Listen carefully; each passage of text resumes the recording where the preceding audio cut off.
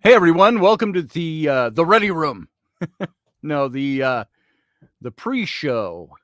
What's going on right now? You're seeing it. This is what you're getting. Is this today's drink or yesterday's? No ice left in it, but it's still cold. That's today's. So how's everybody doing? Just getting set up over here. Got to make sure everything's running right. Upgrade. No, I don't need to upgrade that. Hey, field guy, how you doing? Who'd they kidnap? YouTube? IOX says maybe the Canadians got him. Who are you guys talking about? Me? I'm here. It's 9:01. Is your sound on? Yeah, everything's on. No, my picture's on, everything. So there is my I'm not getting any there. I got feedback, so I'm on. Hey, Matthew Sainsbury. How you doing? June, good to see you.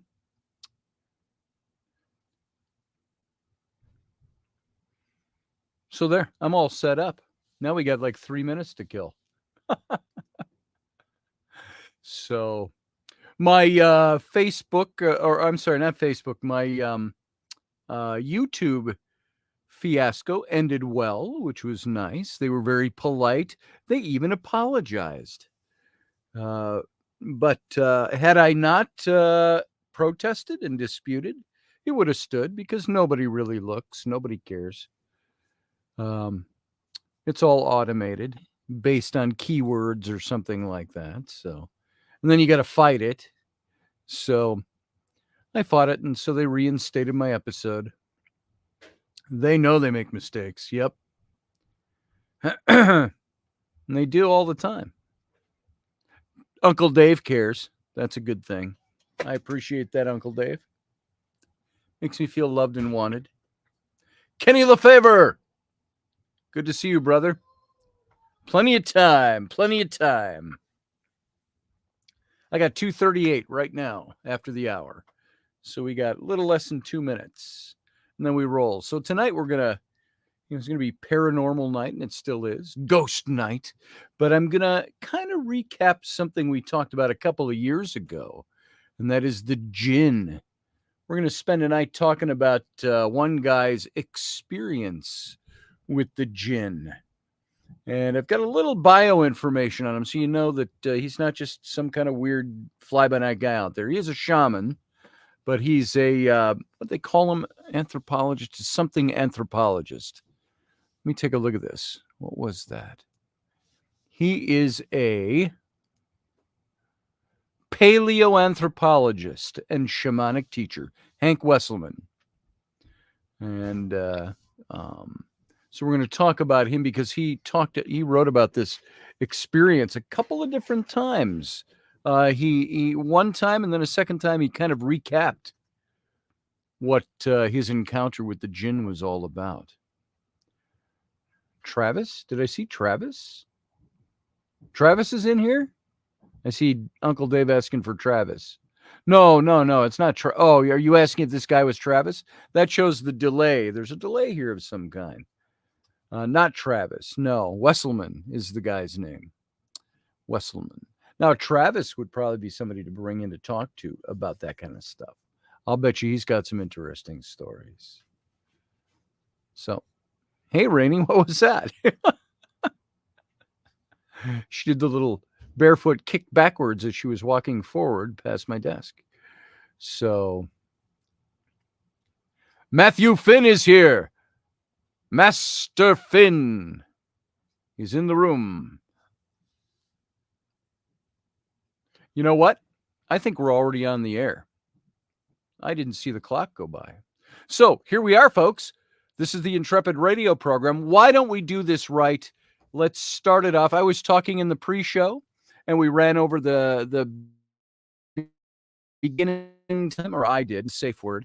So let's go ahead and start the show officially. Why don't you all sit there and let's play the opener? You ready? Here we go.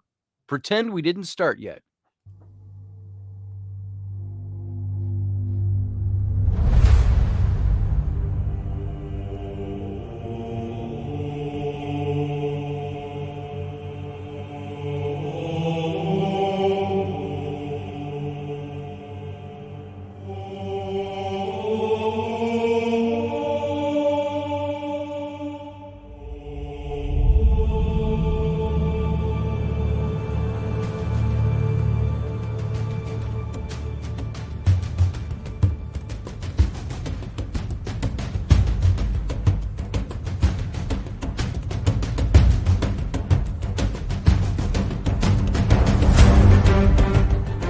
Intrepid radio program with Scotty Roberts. Intelligent talk.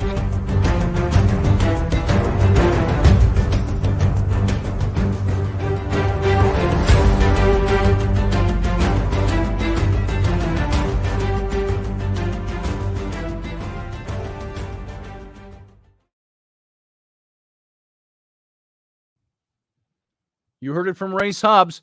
Intelligent talk. That's what we get here on this show. We don't always have intelligent engineering, though, however, because I'm engineering myself on this end. So sometimes that doing those two things, talking and engineering, producing, I need an engineer and a producer.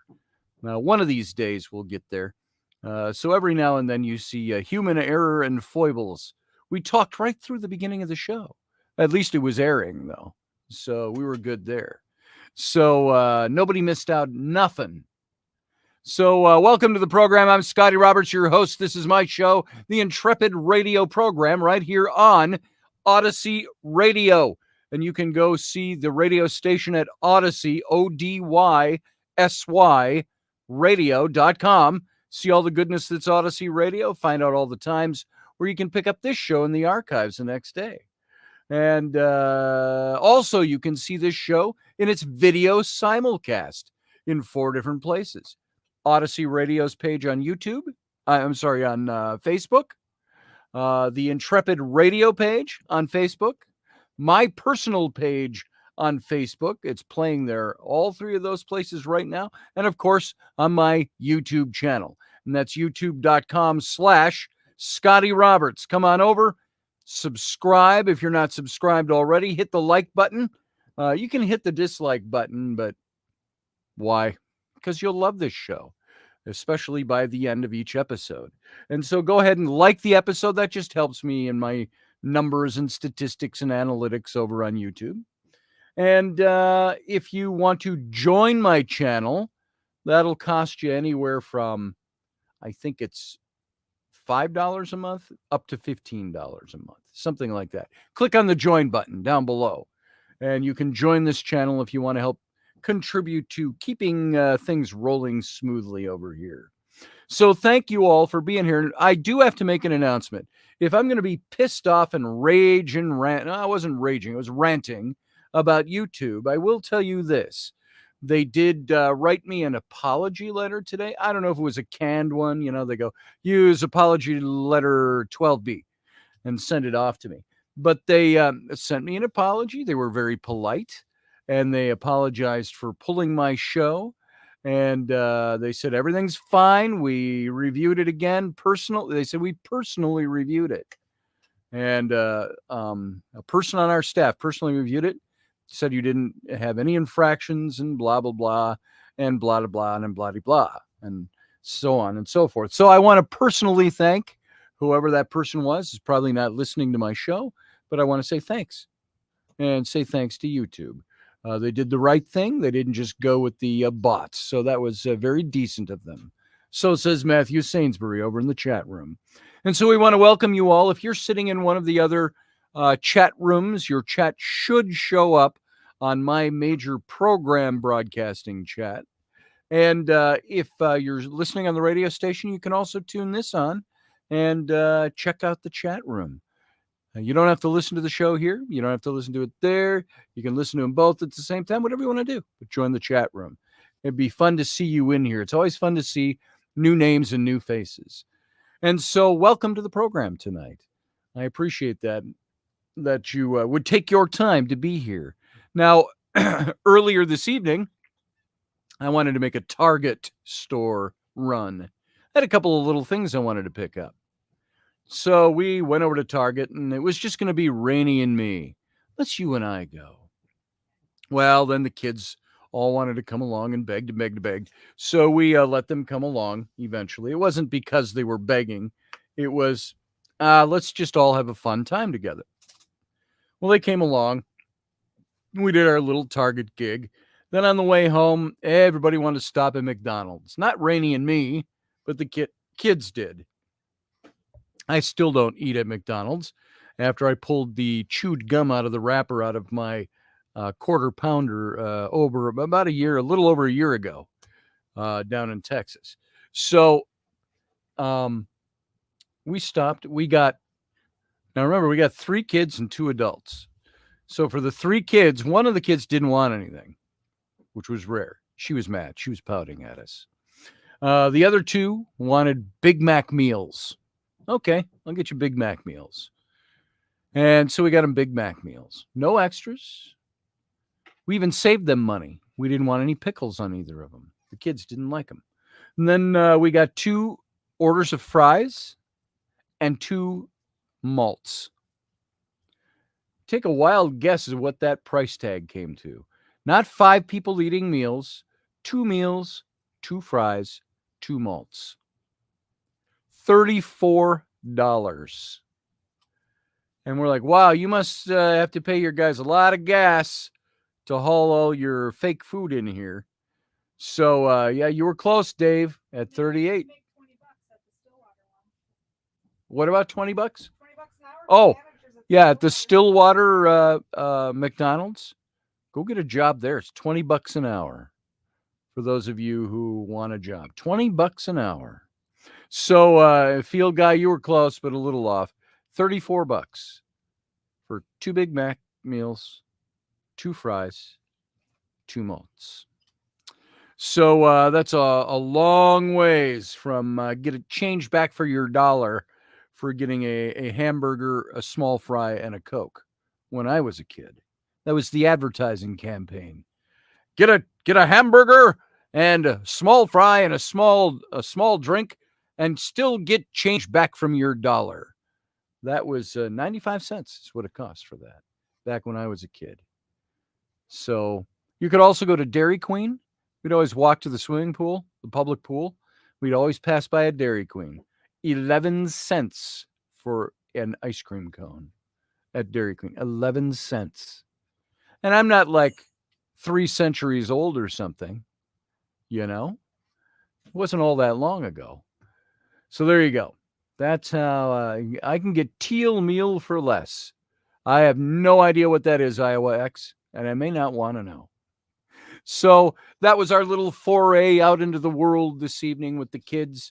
And besides that, it cost us, a gallon of gas each way. So that was $10 just in travel expenses. We start to rack those things up. The kids are like, hey, Dad, get me this thing, please. And I'm like, do you know how much that thing costs? I said, it costs this plus 2 gallons of gas. So why didn't you get Oreos this time? Because Oreos are a gallon of gas. So there it is. So that's the real world out there. Now, what else is going on in the real world is that there are constantly, I'm seeing more and more information that seems to be bringing the spiritual world, for lack of a better way to put it, closer to the physical world. Meaning in the last 20 years alone, and some of this you can chalk up to things like pop culture doing ghost hunting on television. The Ghost Hunters show, they came out in 2003. That's almost 20 years ago. Now, there was Most Haunted and some shows like that before that in Great Britain. But these types of shows brought it into pop culture again. And that pop culture had an influence of expanding where in the state of Minnesota alone had 2 or 3 ghost hunting groups at the Ghost Hunters in 2003. At the end of 2009, there were over 200 ghost hunting groups in Minnesota, some figure like that, astronomical into the high 1 to 200s. And because of the influence of that show. Now, what happens as a result of all that is that people start getting used to this stuff. They start getting tuned back into it. For a long time, I've said our society has tuned out spirituality for a very long time. And you can throw paranormal into spirituality. It's spirit world stuff. It's not the normal stuff. It's the extra normal stuff. I would say Christianity, Judaism, Islam, all the different religions, it's all in that extra normal stuff. It's that spiritual stuff for lack of a better way to put it. You get where I'm going with that. And so the more tuned in we have become as a culture, and the more accepting of the fact that the spiritual realm does exist, you're starting to see a whole lot more of it happen. And so when I talk about what I'm going to talk about tonight, I said it just says ghosts. And I thought of doing this after I put up the post announcing the show tonight. So I didn't say much about it, but I didn't go in to change everything out. But we're going to talk a little bit about the jinn and this fellow who had an encounter with the jinn. Now, the jinn, I'm going to give you a little description of who they are as we get into this show. But let's go look at this guy. And I'm going to read his account and make some comment on it as we go here. But where is it? Right here. Here's a little bit about him. The guy's name was Hank Wesselman. Now, he just passed away last year. But here's a little bit about this guy who wrote about this account. Now, anybody can sit down at a computer or take a pen and pencil or pen and paper and write out their story. That doesn't mean it's true. It doesn't mean it happened. It doesn't mean there's anything to it. But this guy, Hank Wesselman, he lived from 1941 to 2021, but he was a research paleoanthropologist. He was a paleoanthropologist and also a shamanic teacher. Now, right away, people go, oh, well, there you go. There's the woo factor. Well, he's a shaman because he had a spiritual belief on top of his paleoanthropological beliefs. So now he was one of those rare cutting-edge scientists, and he truly walked between the two worlds. That's something I used to say about John Ward and me when we were doing a lot of our stuff, is that I looked at John, I looked at Maria. They are people who have their feet in two different worlds. They have the academic and the scholarly over here, the archaeological, the scientific, the anthropological. But over here, they have their spiritual beliefs and everything that entails. And I am the same way. And so that's what this guy was. He did his undergraduate work as well as his master's degree in zoology at the University of Colorado at Boulder. And he went on to receive his doctoral degree in anthropology from the University of California, Berkeley. So that gives you an idea that this guy has some creds behind his name. He's not just your typical, I'm going to open up a shaman shop. You know, come on in and I'll read your fortune. Oh, and buy that rock over there because you hang that around your neck. It'll clear all the evil spirits. You know, it's not that. He's just the guy off a street doing something. There was some meat behind. He was a shamanologist. There you go, June Shasta, over in the chat room. There it is. And yeah, right up your alley, Sarah. This is going to be fun stuff. Somebody on Facebook, it doesn't have a name, says, hey, Scotty, I studied Islam deeply and learned a ton about the jinn. Very fascinating. I'll catch the replay. Gotta go. I'm not sure who that was. That was from Facebook. Thank you. Oh, Galactic Cat. I know who that is. Good to see you, Cat, even if you have to go. Catch it on the replay. So, and by the way, you can catch these replays on my YouTube page. As soon as the show's over, you can go over and do the replay. Now, the chat room will replay. You can't chat in the chat room. There's nobody there in the replay, but it usually takes about 24 hours for the chat room to propagate. So if you go over and you watch a replay of this show on YouTube, it could be this time tomorrow before you see the chat room show up. Anyway, I've had him show up in a few hours. I've had him take 24 hours. So anyway, this is the guy. This is Hank Wesselman. And some of the things that he did, he was a native New Yorker. He spent a lot of his life living and working among the traditional tribal peoples, primarily in Africa and Polynesia. He served in the Peace Corps in the 60s, like most college kids at Berkeley did in the 60s, I'm pretty sure. Kumbaya, my lord, kumbaya, rock or roll your boat ashore, hallelujah. You want to see a good movie? Watch an old Tom Hanks movie from the early 80s called Volunteers. He plays a rich kid who gets in trouble with a gambling and debt, and his father thinks it would be the best thing for him to learn his lessons in life, he says to him. And he runs off, trades places with his friend who's going to work in Thailand in the Peace Corps. And this movie takes place in the 60s. And so he jumps the plane. He's in his white dinner jacket and black bow tie, and they're all singing "Michael, Row Your Boat Ashore" on the plane as he gets in. He goes, so this is how. Yes, the Peace Corps. And so he joined the Peace Corps, Hank Wesselman, and he lived among the Yoruba tribe in western Nigeria for 2 years. That's when he became interested in indigenous spiritual wisdom. You want to learn spiritual wisdom in a culture, you go hang out with those people down on that grassroots level. Now, since 1971, he conducted research with international groups of scientists. He explored Eastern Africa's Great Rift Valley in search of answers to the mystery of human origins. And during this time, he worked alongside people like Dr. Don Johansen, Lucy's discoverer, Professor Tim White, whose expedition's been featured in several Time magazine cover stories, as well as members of the famous Leakey family. And he's one of the primary investigators involved in the discovery of the RD sites. That's Ardipithecus,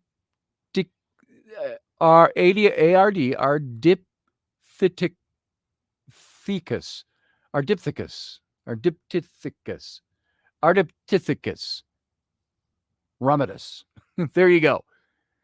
In Ethiopia. Now, that recently revealed to be one of the famous missing links between humans and apes that Charles Darwin predicted would be found. Jury's still out. I have some issue when you've got all these different levels of evolution, but there's nothing that really ties any of them together. Well, this was apparently one of those links. So anyway, this is all to say, this is the kind of stuff this guy was into. This is what he did.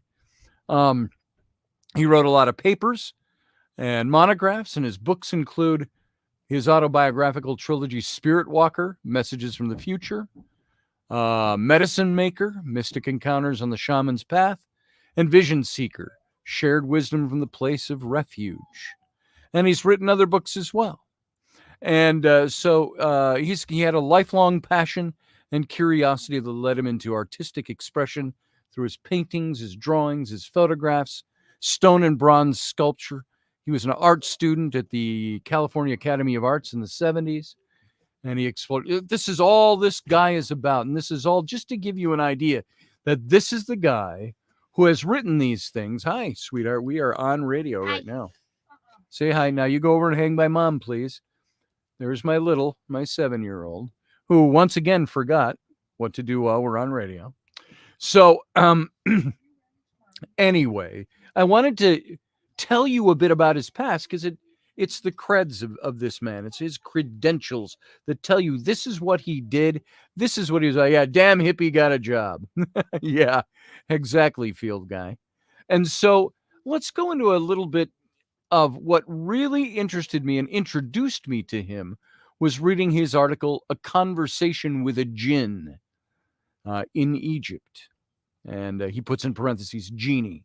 As you all know, jinn, you can spell that Jinn or D''Jinn, the jinn, that these are the genies that have been watered down in fairy tales and storybooks and the Arabian Nights and things like that all down through the ages. And he originally started talking about this in 2010, wrote the article. And when he released this information that he'd had an encounter with a jinn. Now, you have to look at any of this through a filter. That filter, as I mentioned, talking about spirituality, talking about the way we deal with spirituality in our culture, especially here in the West. You have to look at it. And some people will look askance. Oh, he had an encounter with a jinn, eh? Did he buy drinks or did the jinn go Dutch with him? You're going to get that kind of response. But he had this conversation. And you've got to put this into the category of, say, for Christianity, they believe there is God. They believe that there is Jesus and Mary. They believe that there are saints that you can pray to. They believe there is a Holy Ghost. They believe that there are angels and devils and demons and so on. All of these are a spiritual category. Now, in Judeo-Christianity, those types of belief within your religion, those are okay. But as soon as you start saying, oh, hey, wait a minute, maybe there's ghosts and things, genie, jinn, fairies, things like that, the fae, banshee, all of that, I think they all fall under this category of spiritual beings. And even just to say this, if you're Roman Catholic, you know, in Roman Catholic theology, there's all these beings that they say were in the great wars in heaven, Satan or Lucifer, and all the angels and all the war going on in heaven, that there were beings that were created beings that were either too good for hell, too bad for heaven. They were cast down to the earth and given the earth as their domain. That's in Roman Catholic theology. Those beings would include that whole list of spirit beings, the fae, the fairy folk, the banshee, the she, the elven folk. All of these things fit under that. The jinn as well. And there's something about the jinn. In Arabic, male jinn are called genie, Jinni, and females are called janaya, Jinniya. And they're earthbound spirits who may fall into the same category as the fairies in European lore, as they live in this world right here, right now. This isn't something we're talking about that's somewhere else. This is in this world right now, right here, as opposed to the transpersonal forces that reside in the spirit world, which is over there, the other side.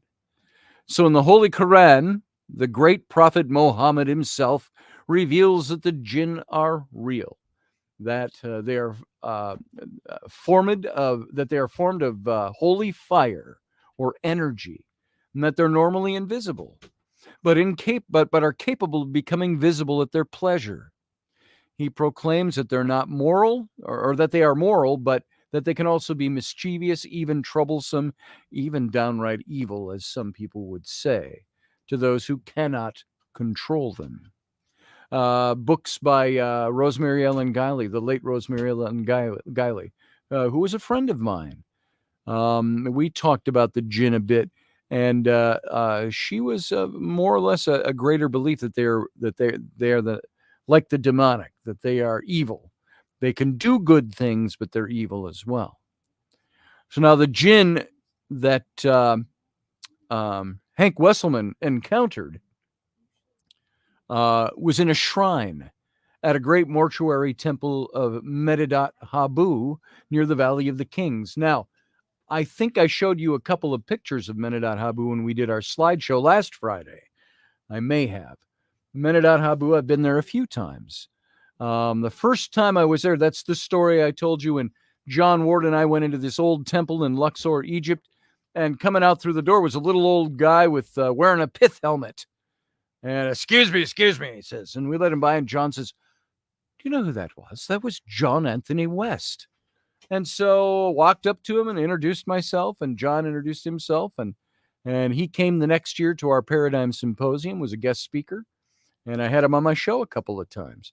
So that's where I met John Anthony West, was in the doorway on the almost 4,000-year-old threshold of the temple Holy of Holies at Medidat Habu. And so go look it up, Medidat Habu, Medinat, Habu, Habu, near the Valley of the Kings. It's in Luxor. So this is where Hank Wesselman had his encounter, in the shrine at Medidat Habu. He said, after my initial encounter in the temple, which was on December 7th of 2009, I returned to the shrine through my shamanic journey work on December 8th, where the jinn and I then had a most unusual conversation. Now, one thing I find very interesting was that he encountered the same jinn at the same place at different times. Meaning, does that jinn dwell there? I know when I did the series on the jinn, I found a picture of a jinn who was hanging in a doorway, and it was an illustration, piece of digital art, but he's hanging in the doorway and just waiting for someone to come in. Now, I think I had heard it said that sometimes that's where they can be found, in the shrines in the old temples and places like that. So the dialogue didn't occur in English, he says, nor was it in Arabic, but it was rather in the nonverbal communication modality that I conceive of as think feeling. This is what Wesselman said. My job, as always, is to translate and reconstruct the entirety of the contact after the fact from blocks of information that I can recall and transcribe into written notes. That's his disclaimer here. As I've written this, I've reconstructed it from memory from this thought feeling transfer. Now, as a prelude, he says, offer me that during this second encounter, the jinn manifested itself first as two disembodied eyeballs. And since this didn't deter me, it then carefully chose to reveal itself as smoky humanoid form that flickered at the edges, shifting back and forth from one vague shape to another in pastel hues of orange, yellows, and greens, with deeper core areas of more brilliant light as its mood shifted in response to our dialogue. But if its etheric form was somewhat diffuse, its voice was quite distinct, allowing me to share what follows with a great confidence. So this is Wesselman's experience as he talked. This is how it appeared to him. Set of eyeballs and then diffuse smoke that was colored around the edges and so on. But it had a very distinct voice in his mind. So after identifying myself and what my intentions were for being there in my journey work, I revealed that I'd been there the day before, and the jinn remembered this, that I'd been in contact with jinn before in Ethiopia several years earlier, 10 years earlier, 15 years earlier, and in Egypt in 2003. I mention this because upon learning that I had contact with the jinn before, the genie became most respectful, even helpful. Now, remember, you're reading a man's account, but this is an account of something from somebody who knows how to write well. He's not writing a story or a fairy tale. So he's talking about his experience. He says, knowing that the jinn can be mischievous, I tricked it into telling me its name. And after that, I was the one in control, and the jinn could not lie to me. Now, I don't know what he did to trick him into it. Maybe he goes into it in his story. I don't remember. But he says, I say this for those of you among my readers who know the jinn and how tricky dealing with them can be. So initially, the jinn revealed that it had originally come from a place in the western desert. And the name of this place meant nothing to me, nor could I later find it on a map. And the western desert of Egypt is vast. You could go from the Nile 500 miles west before you hit the oasis at Siwa, which is just about not even 20 miles from the Libyan border. So it's a vast, and it goes from all the way down south of Luxor, all the way up to the Nile Delta and the Mediterranean coast. So when I asked he says it had attached itself to an earlier traveler through that region who had eventually come to Egypt, he said. And now, when I asked when, the genie, he says, didn't seem to understand the question. The genie, and he uses the Jinni spelling. So he didn't seem to understand the question when he asked him the time frame. So when its human host had died, the genie had decided to remain near the River Nile and had taken up different places. Most recently, once the temple had been released from the grip of the desert sands that had covered most of the interim. So when I asked how long it had been there, once again, it didn't seem to understand the question or the length of time. Now, he puts his own note in here. He says, the jinn's confusion about time is in alignment with my understanding that it's only when we're embodied in physical form that we're subject to and immersed within time. When we are in spirit between lives, we are then in the timeless. And since jinn are without physical form, they're in fact in the realm of timeless, in which all time is now. It's all present. So has the conversation that follows been influenced by my own current interests and interpretations, he asks. He says, undoubtedly, as I'm a scholar and I do a lot of reading, yet the interwoven information that follows is compelling, to say the least, even heretical at times. So here it is for your consideration, recorded shortly after it occurred. Now, this is the conversation that Wesselman had with the jinn by his report, taken from his own written notes. He said, I began by asking the jinn if there was anything it wanted. A good beginning. In the pregnant silence that followed my question, an image of the carved granite altar in front of the shrine came up in my mind. In response, the jinn's field brightened considerably, as though a pulse of energy surged through its light, and hesitantly, almost shyly, an answer came. Honey. As I digested this request, my impressions of the jinn that was before me were somewhat like being observed by a cat waiting to be fed. There was that sometimes unwavering, expectant intensity. In response, I used my creative imagination, a function of my egoic mental soul, to create a small bowl of honey as a thought form. I held it in my hands for long moments, in the hands of my dream body, of course, for I was there in my shamanic visioning, and I had the jinn's complete attention. As I slowly extended my dream hands to place the dream bowl of honey on the altar, I said, I will give you this honey if you will tell me your name. Any resistance in the jinn was gone. As it took the honey and drank it gratefully, the jinn's name appeared in my mind. Then, satisfied, the genie turned its attention fully toward me. Was there an energetic smile? Perhaps. Perhaps he knew he was tricked. Perhaps he wanted to give him his name. But that's that whole thing of having the deity or the being or the spirit being's name gives you some power over it. This is something that's existed in our mythology for millennia.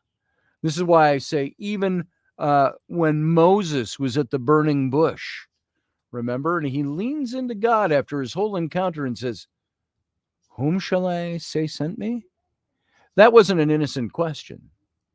That was Moses, raised in the halls of Egypt, raised in the school of the nobles, a prince of Egypt for the first 40 years of his life because of his mother.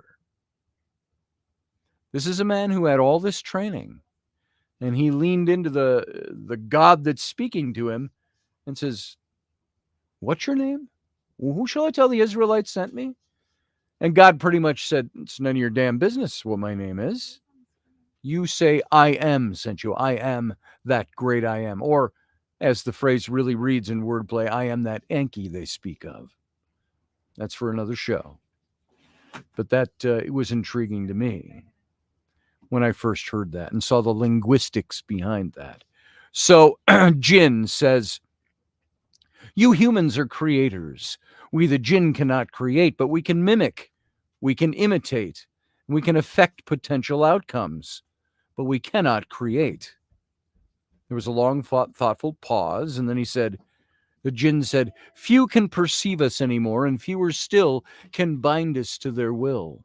Now that I've told you my name, Great One, offered respect to me, you can ask me to serve you, and I will.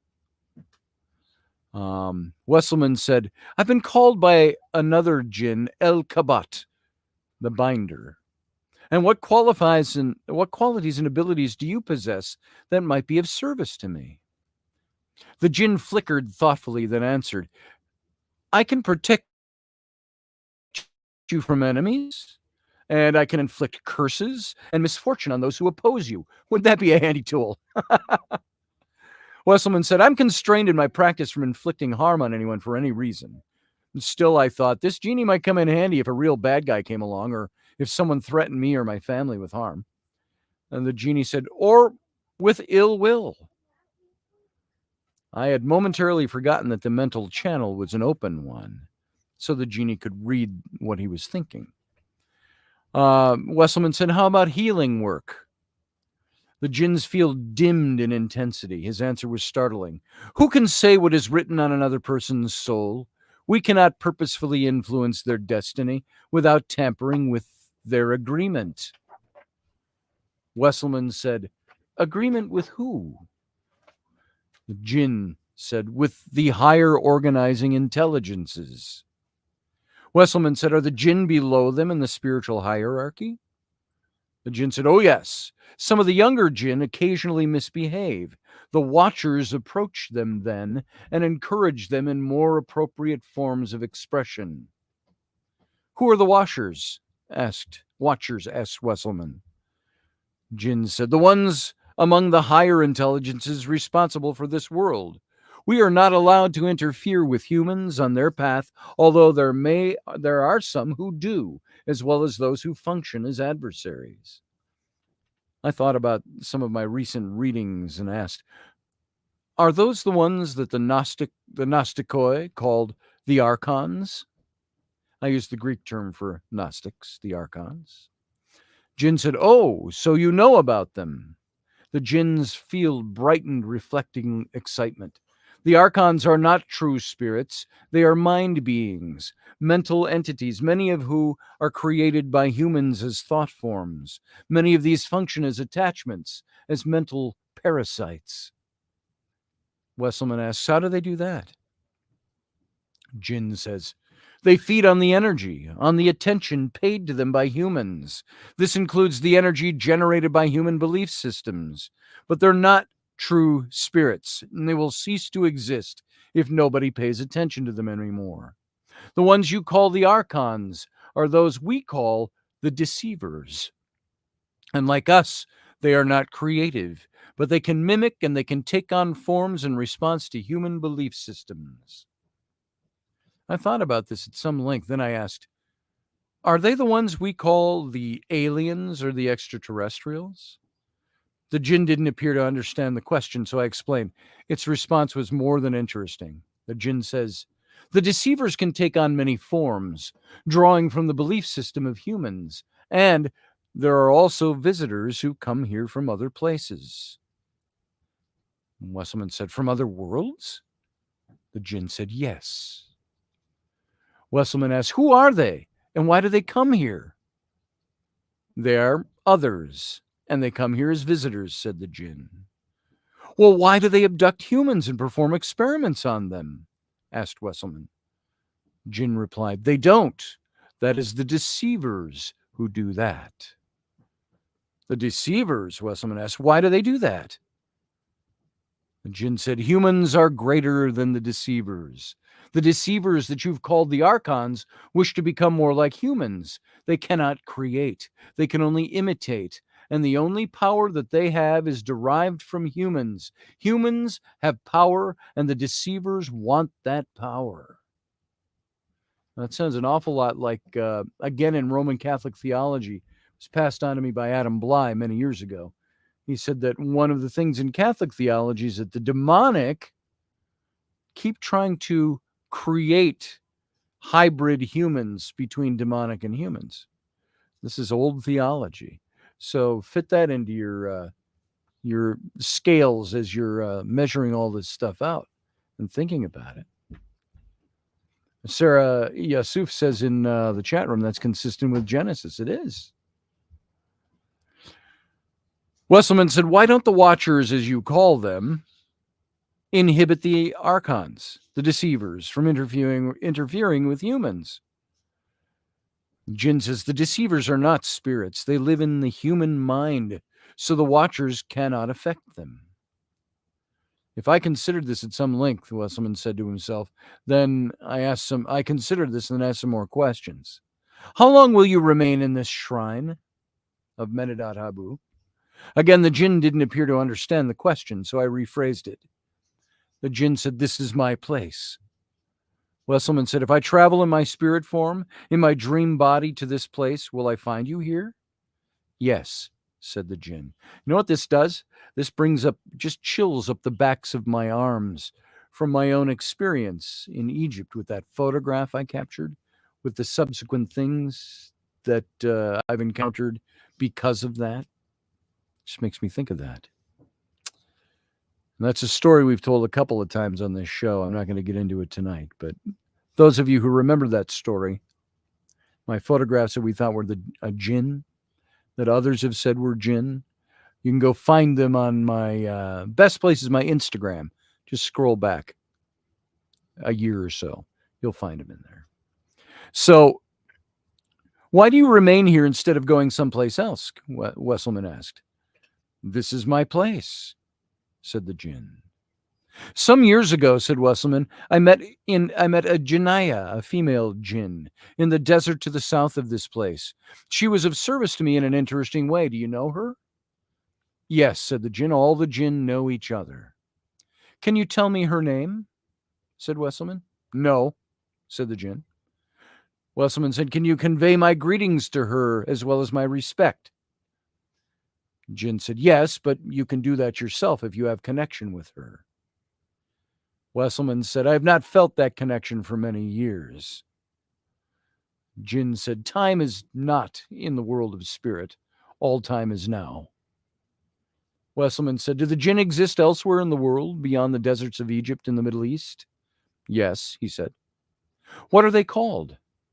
I do not know. We are the jinn, earthbound spirits. We live where we wish. Where did the jinn come from? Asked Wesselman. The jinn, said the genie, are manifestations of great spiritual force that the Gnostikoi call the Sophia. Everything that exists on this world exists as manifestations of the Sophia. We've talked about the Sophia on this show as well, and Gnosticism, the Gnostikoi.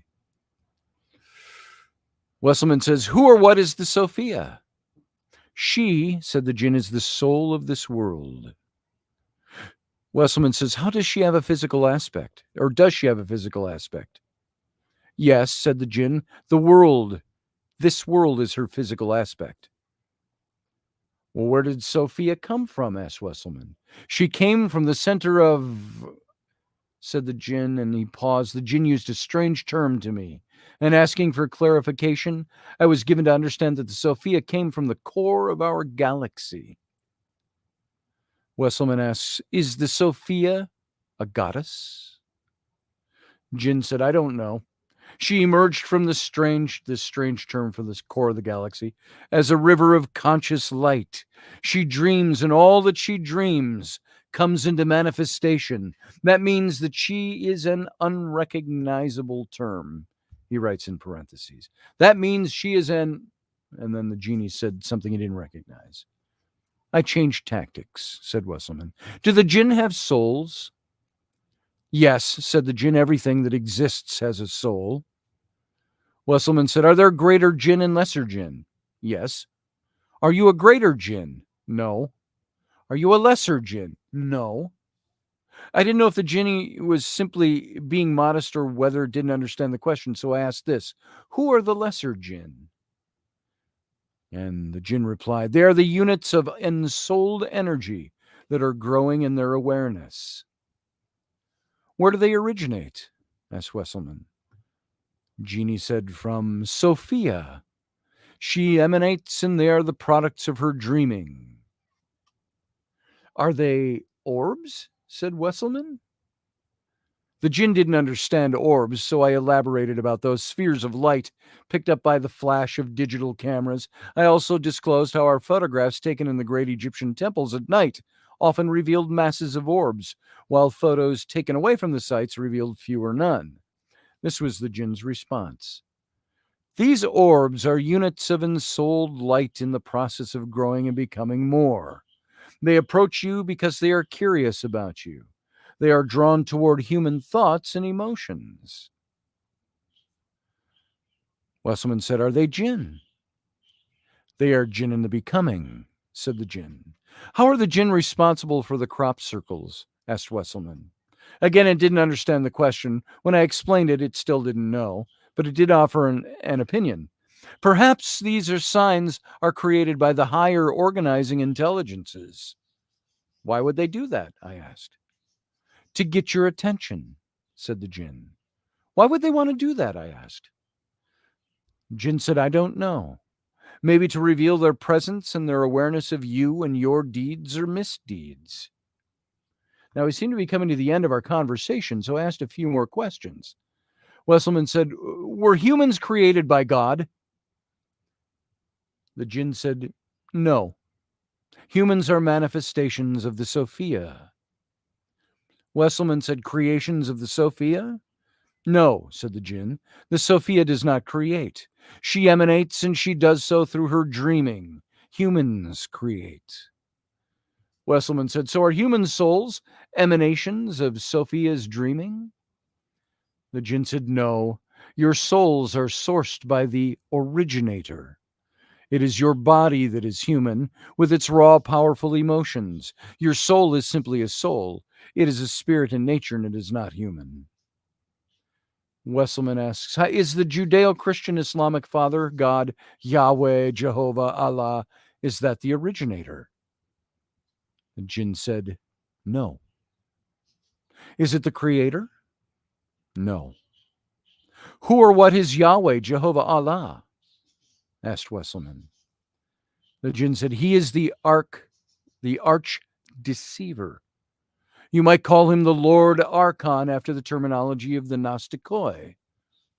I thought about this for a few minutes, and then I said, who and what is the Lord Archon? The jinn said, he is the Archmind parasite who's been serving as humanity's adversary and who has been operating against humans from his beginnings. I digested this for a few long moments. From my readings, I would learn that this insight is in alignment with information recorded by the Gnostics in the Nag Hammadi library, found in the desert near Dendara in Egypt. Scrolls that date from the 4th century. Looking closely at the clock, just to make sure we don't run over time here. We've got to stop. I've got less than a minute right now. No, I've got...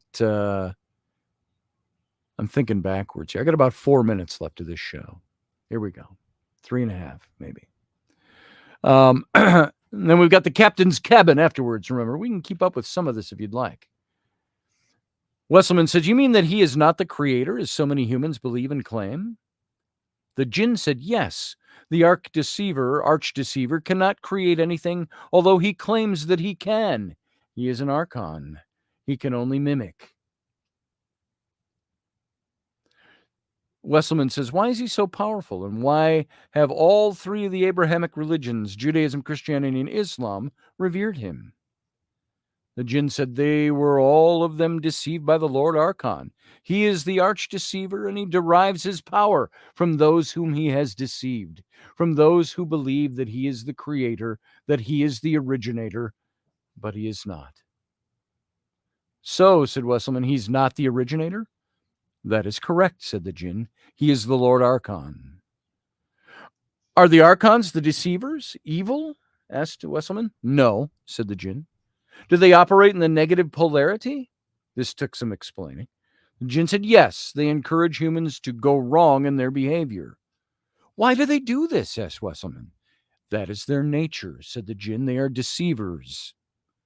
And what then is the source of evil? Asked Wesselman. The jinn said, humans. The Archons influence humans to err in their behavior until they reach that point where they can no longer self-correct. At that point, humans create evil because that is their nature. They are creators, they've been influenced by the deceivers, and they're still being influenced by the deceivers. Wesselman said, so evil did not exist until humans created it? That is correct, said the jinn. And the Lord Archon is evil? Asked Wesselman. No, he is the arch-deceiver who has operated against humanity as the adversary since his beginning. Wesselman said, is this why so many religious wars have been fought in the name of religion? Is this why millions of women were killed by the church in the Middle Ages during the great witch hunts? Yes, said the jinn. The Judeo-Christian Islamic God is the Lord Archon. And folks, I hate to tell you this. We got to stop there because we're at the end of our show.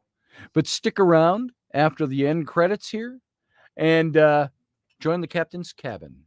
Live long and prosper.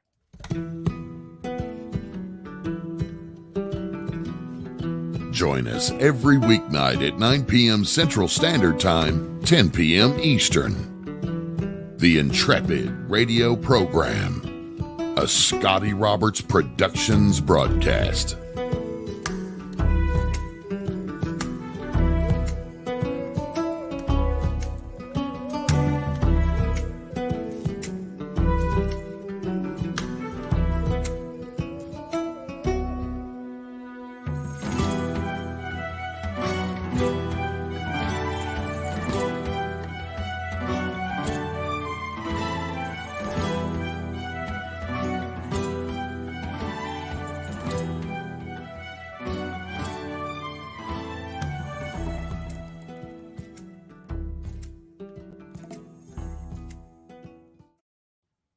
All right, folks, we are back.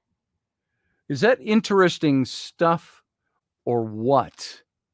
I might ask. I find it very interesting. And there's so much, there's more. He's just getting into the meat of it here. So I don't think there's a lot more, but what do you think of all that? What are your thoughts on that? Now, we're going to have a captain's cabin tonight, but it's going to be a little short. By the way, welcome, mateys, to the captain's cabin. And it's got to be a little short tonight because I've got a couple of things that we have to do before my mom's birthday tomorrow, yet tonight. And so Rainey just reminded me that I got to do that. So Sean Stroik says, love it. Kenny Lefebvre likes it as well.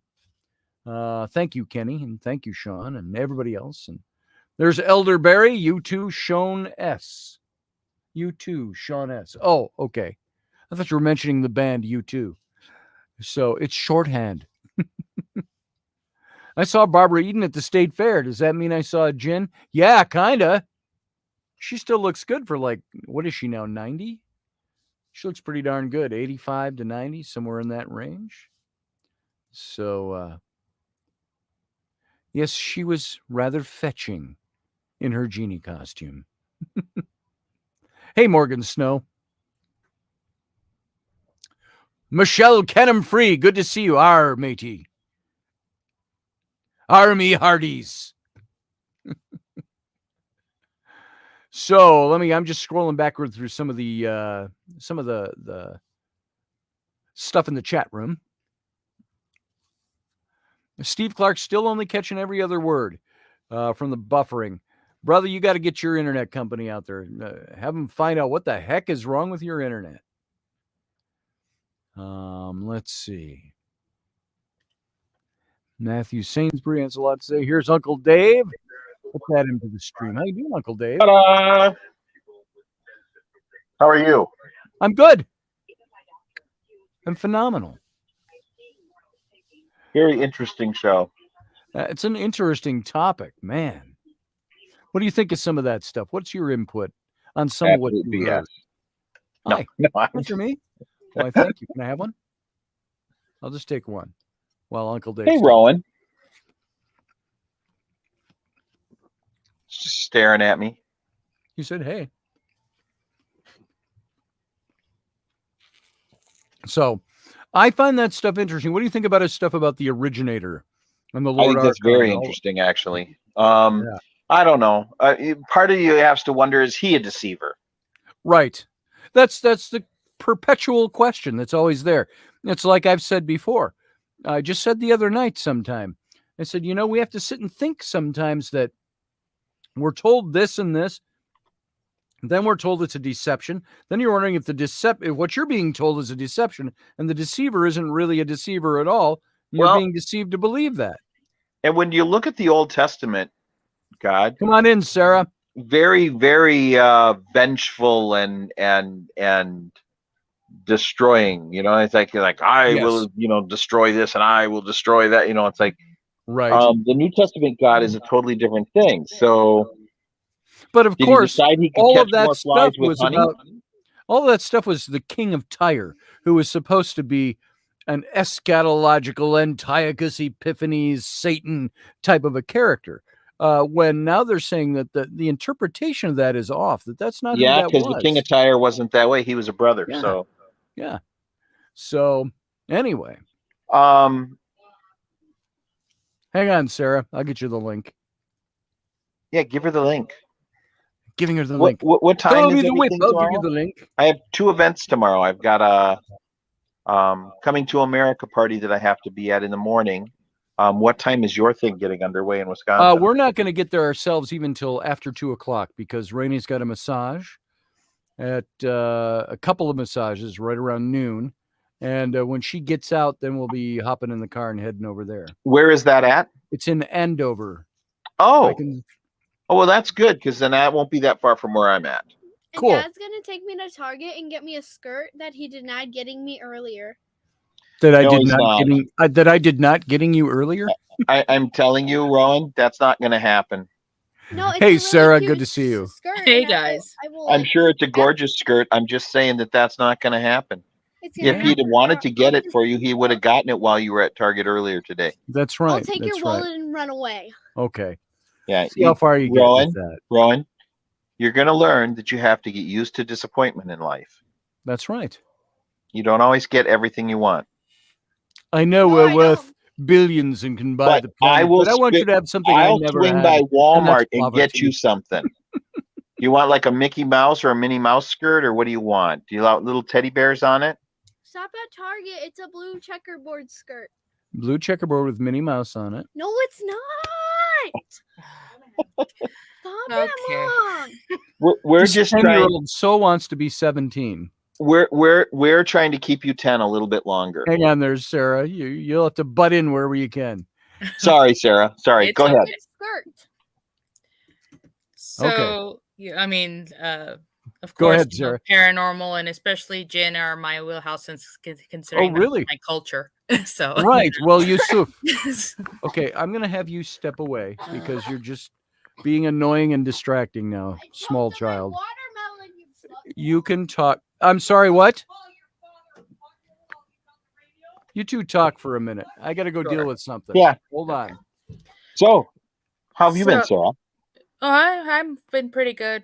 It's been a rough week, but you know, that's just the way it goes. But you know, as Scotty was saying earlier, a lot of the, you know, in the Islamic world and the you know, Judeo-Christian, you know, the whole Abrahamic religion tree, Mhm. majority of the source material, the stories, you know, Genesis going forward, I mean, it's really, you know, like 95% the same, with, you know, the quibbling on the 5%. You know, there's some people say, you know, Jesus is the son of God, prophet of God. You know, they both agree he Yeah. has some sort of divinity. How he got it, they can argue, you know, every which way till Sunday.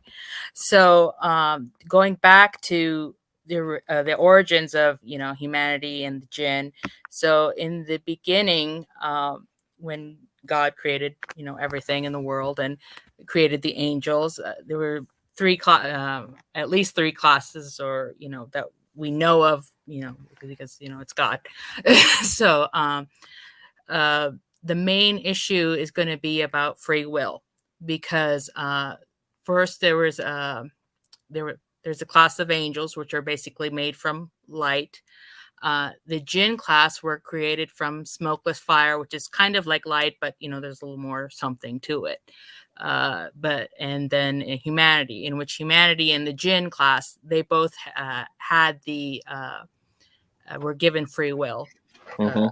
as opposed to, but angels in the Islamic world are not considered to having any free will. It's like saying an extension of God's pinky, you know, Right. an extension. Right. of- And I don't think of angels as having free will right, either. free will. I mean, God tells them what to do and they go do it.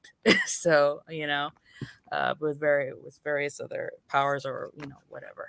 So I missed all of that. Sorry. And I'm back now. Just a little familial matter to have to take care of. Sure. Nope. And She crossed the line. That was fine. she did cross a line. Yeah. Yeah.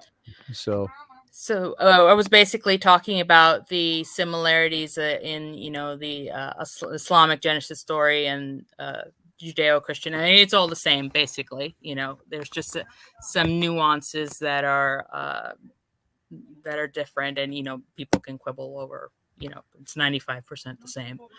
So we were just discussing about the classes of entities that we know of, you know, that are actually listed. the free will. So angels have no free will. Jinn are created from smokeless fire, which we were there he goes again. Smokeless fire that have a free will, and humanity, which of course is, clay or dust or whatever you want to call it, also has free will.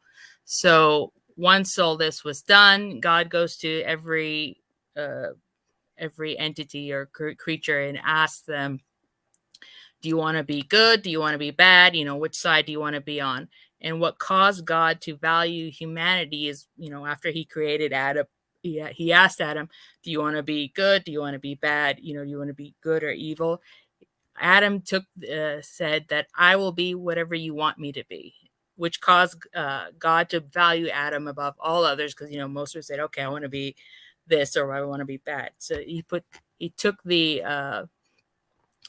the choice out of his hand, gave it back to God, which would cause him to revere over everything else. So, that's why I say, okay, God said, this guy, that's where humanity is getting its authority from. He said, okay, you're going to have authority over everything.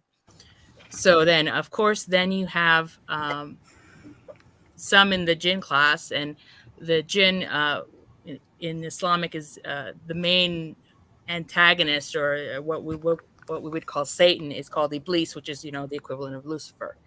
Then you have, the whole issue of them wanting to rebel, saying we are not accepting that authority. We were here first, blah, blah, blah, all that stuff. And then eventually that, so the way Lucifer was acting, it was like sort of like prosecution in court. They were arguing back and forth. Ultimately, Lucifer made sort of a quote unquote bet with God, saying that these people are only following you because you're good to them and this and that. So they said, I can get them to renounce you, that teach them that you don't exist and all that. And then you go into the whole, it sets up the whole narrative of what life is supposed to be. And then at the end of days, whoever sides with Lucifer will be thrown into eternal hellfire, et cetera, et cetera, et cetera. So that's what we're supposed to be going through now, in that, and where every person is supposed to be tested and have exposure to various forms of we call him shaitan, which is Satan, Satan and shaitan. So everybody goes through their own trials and tribulations, which they do, and then it's supposed to be end of days, everything gets counted up, and you get sent to wherever. It'll be like, you'll be asked the questions of basic religion 101. Do you believe in God? Blah blah, and all that stuff.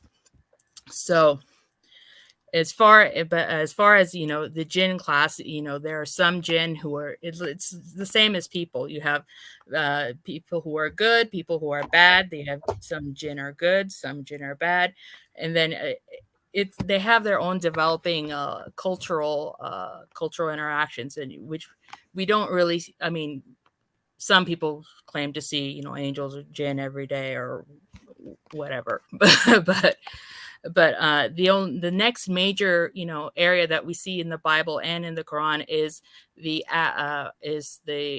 Temple of Solomon, which in Islam is Suleiman, Solomon. So and then or in Middle Earth it's Saruman. Sure. Oh, I'm kidding. Yeah. So when we get to the era of Suleiman or Solomon, that's when you have the tales of the like the sigils of Solomon, the seal of Solomon. Right. And the Solomon, it was an angel, gave him that sigil in order to control jinn, to build a temple and build his temple and all that stuff. So, and especially if you've read 1001 Arabian Nights, or that seal has also been used to control I mean, not just from Suleiman's hand, but those who possess the actual seal to have control over a jinn. Like if they found an evil jinn, they would be able to seal the jinn inside a clay jar with wax, and put the seal on it so they wouldn't be able to escape. Right. Using the power of God. That's where you get the idea, not the idea, but I mean the thing with Aladdin and the lamp. The phenomenal cosmic power. Itty bitty living space. Yeah, exactly. Hey, I've got something I want to interject here, and it's along the same theme of things you've heard me say a million times. This whole thing of talking about the wars in the heavens or the wars in the other world, with Satan, with God, with Allah, with whoever, and how the humans, their role in that, and how they join in the in hell, in a place of separation, for certain reasons. All these different prescriptions about it. The one thing I find very interesting about all of that is that everybody who's involved in all of those wars, those spiritual wars, they're all there, and they all can see it. They all feel it. They all know it. They're all in the middle of it, except for humans. We're the ones that are at the whim of everybody else, it seems, but not given that inside track, not even let known that it really exists. It's all something we have to, believe it by faith? That sounds like the work of a deceiver as opposed to a God that is a loving God, a God that cares about his creation. Because why would a caring, loving God not want to give his people any information except stuff written out in this old piece of parchment or papyrus or clay tablet? That's the only place you're going to know about it. That's as close as you get to knowing anything. Well, yeah, But I mean, we a don't lot of people experience it the way everybody else that's if you want involved me to do something, experiences just it. tell me what to do. It's that sort of thing. Right. But again, Right. it's that value of free will. And it's like, okay, Right. you're saying, okay, God is supposed to be a beneficial God. I mean, think of yourself even as a parent. You have to be tough Yeah. sometimes. You can't be. Now, if I just told my kid, Yeah. if I just told my kid, I had somebody else, a prophet I have designated, tell my child, oh, if you want to know that your dad loves you, go read this old piece of paper he wrote about you before you were born, and that will tell you why he loves you. And all your instructions for your life, he wrote down for you before you were born. You never saw him face to face. You never got to meet him, but he wrote it all down in a tablet for you. And it's over there. So go read that. What's that child going to act like? How are they going to grow up? What are they going to know? They would have to believe that I really cared about them, and that was the truth, and that there was nothing else in between to deceive you from that path or throw you off from that path or distract your attention in the real world. That's not the real world. So that's where it is problematic for me. That's why, and like I say, there are people who have heard me say some of these things before on the show. Many times before I've expressed these things. But I haven't gone so far as to say I'm an atheist or I'm a disbeliever. I have these severe questions. And I say, if this is the way it is, then why am I not given as much information as everybody else that's involved? I'm the pawn, so to speak. Humans are the pawns of the gods. Right. I mean, And of course, that's you can it. consider that. I mean, Hey, Christopher Schultz. but you don't really. I mean, we're not told, okay, you're going to do this with your life or that with your life. We're given I guess if you want to call it the illusion free will, but I mean, because since the initial of Genesis, free will is what made us higher on the totem pole than the jinn and the angels, because angels have no free will, and right. The jinn, God gave them free will and said, and asked them, do you want to be evil, do you want to be good? And they just said, okay, I want to be evil, I want to be good. But when Adam took that decision out of his hands, gave it back to God, that was the thing that caused God to, I mean, at least what I think, I mean, who knows? But Right. I mean, That's it. Who knows as for far as to sure? Right. value humanity above everything else and have Yeah. dominion. So, what I think, at least from my experience and all that, I mean, we experience, just going through life where God's blessings and benefits. And to me, like the demonic, or, when we say demonic, we mean the ones that are far from God, who have jealousy and anger, and, Right. from the beginning.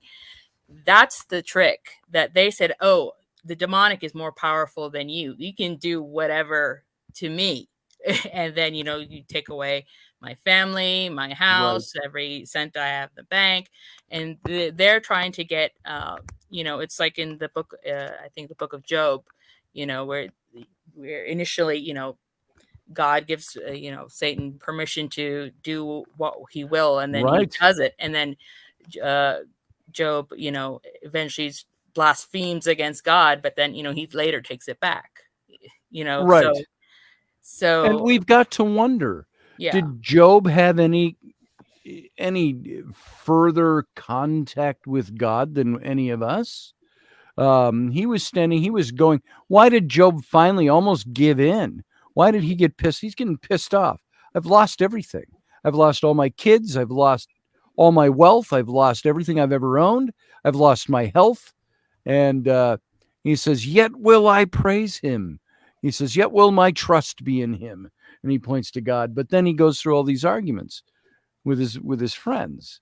And his friends are all like trying to tell him, hey, dude, look, he's not there. There's not a God there. That's basically what they're trying to tell him. And God comes back. How does God address Job? We don't know exactly. Did God come down in physical form and address Job? I don't know. But what that whole story starts like, if we remember this, and we've talked about this on the show before. It says, the Satan came into the courts of heaven. Not Satan as a proper name, or Lucifer, or the devil. The Satan, the accuser, the deceiver. Or it wasn't even deceiver. It was the accuser, like the prosecutor. Right. Was what it meant. And he came into the courts of heaven and said, hey, Job down there, I guarantee you take everything away from him and he'll curse your name. What kind of test is that? Yeah, it's a test, but Job doesn't know this is going on. This is all being done behind his back. And all of a sudden, in one day, all his kids are killed. In one day, all of his property's destroyed. In one day, his wealth is turned to poverty. In one day, his health goes bad. All of this all at once. And all of a sudden, all he's got to rely on is what he was told.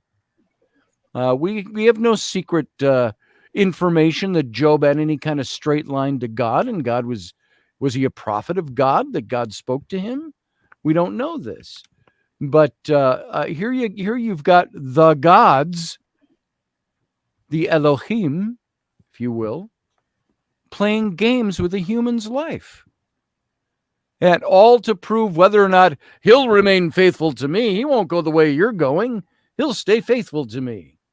Well, they're playing games with him. All right, let's hurt him miserably, and I'll show you. Watch.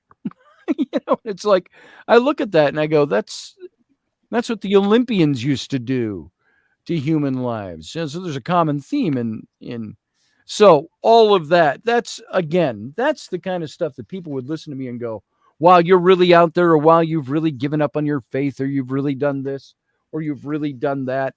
And I would say, no, I haven't. It's the reasoning capability I've been given in my brain that makes me think that, makes me ask those questions. Well, I mean, to me, I hear that, and I said it's about the value of free will. Because sure. Ultimately, if it's the value of free will. I go, because my kids have free will, but they're restrained by certain things. My kids have free will to do right and wrong, but they also know I'm here. They can also come over and talk to me. They can also cry to me. They can yell at me. They can do their thing. Because you know what? I'm present. I'm not absent. I'm not a non-entity. to them. But even when So- Job was going through all those trials, don't you think that God was also present? That don't I think that God what? That God was also present, omnipresent. Oh, I believe he was and that's omnipresent, gonna but depend, but you know, he's on supposedly whatever omnipresent right relationship. now. Right. But do we see him and know him and experience him and speak to him and interact with him But in our minds? It's like that. And I'm not arguing your point, sir. It's more blurting out the way I feel about it. Well, Go yeah, ahead, Dave. but with that, you know, that's going to be depending on your relationship with God.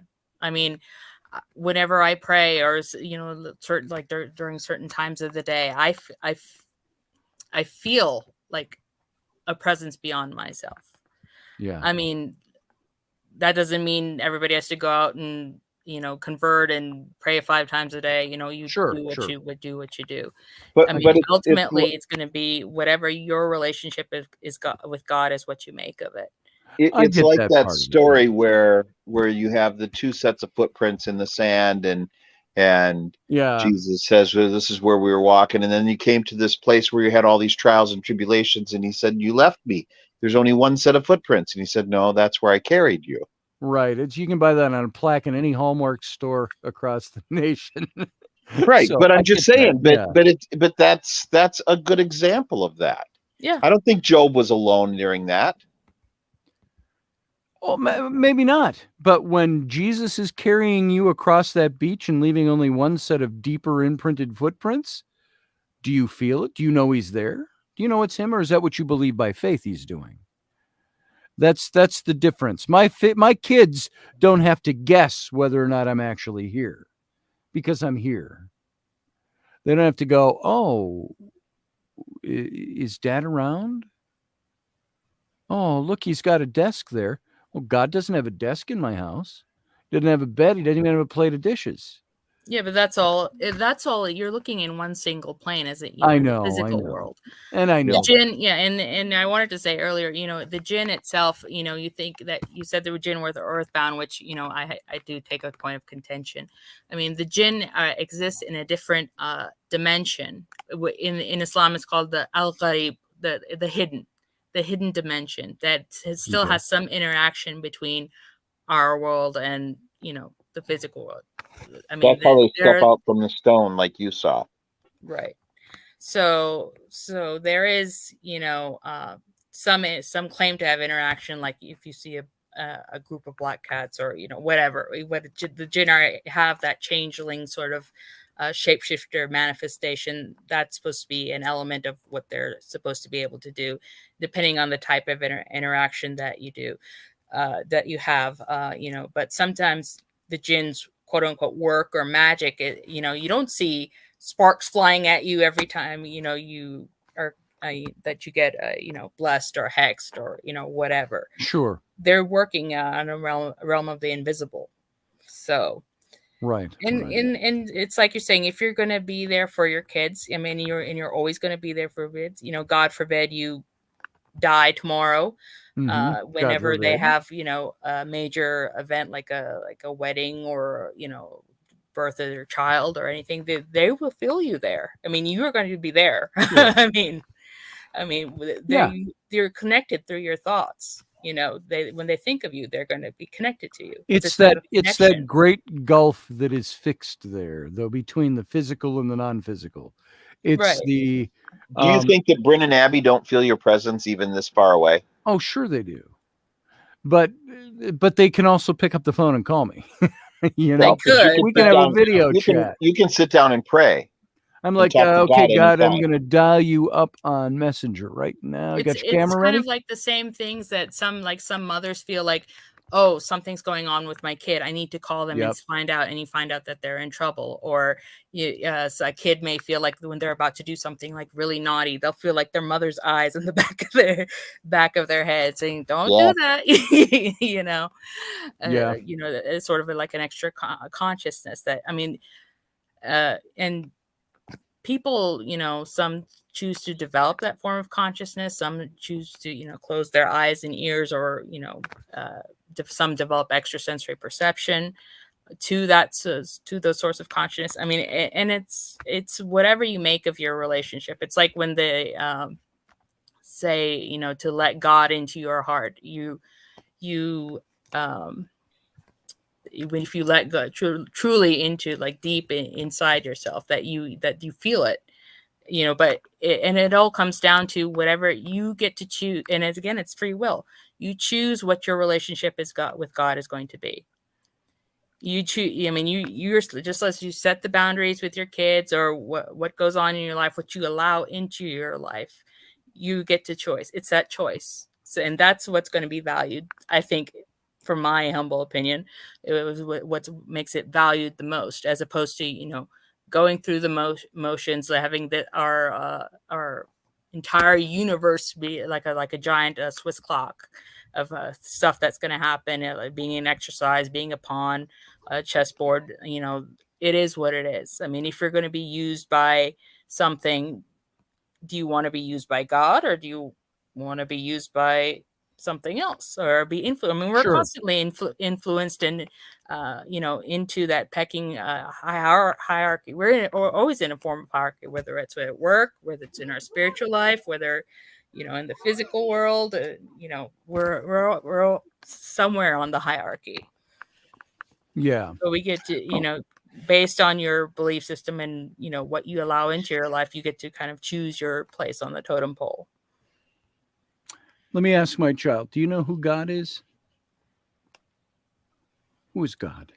An angel. Not an angel. He's an angel. Maybe kind of like one, I suppose. He's the guardian of the in a angels. simplistic understanding. He's guardian of Who's the Jesus? angels. A fat baby. A fat baby. Well, there's the Christmas story all wrapped up for you. I think my older children probably have deeper answers than some. Right. So yeah, I mean, Rowan, just yeah. Mascara is. Go ahead, Sarah. You can. Yeah, no. So I mean, I'm A saying, weird baby. No. in Christian art, the Jesus always looks weird because they put an adult face on the baby's face, Right, like right. a baby face. So I mean, that's why they look not evil, but I mean, just looks weird because you're used to seeing baby faces of being, you know, cute and everything, and then you have an adult face with the somber on the body of a baby. It's like kind of like a deep fake or something, but right. Hey, Ro, who is God? Guy who lives up in heaven. What's he do up there? Controls the world. Controls the world? Yeah. Anything else? Sends bad people to hell. Why? I don't know. What'd you learn at Bible camp last year? Hell is where politicians live. Hell is where politicians live, says Mom.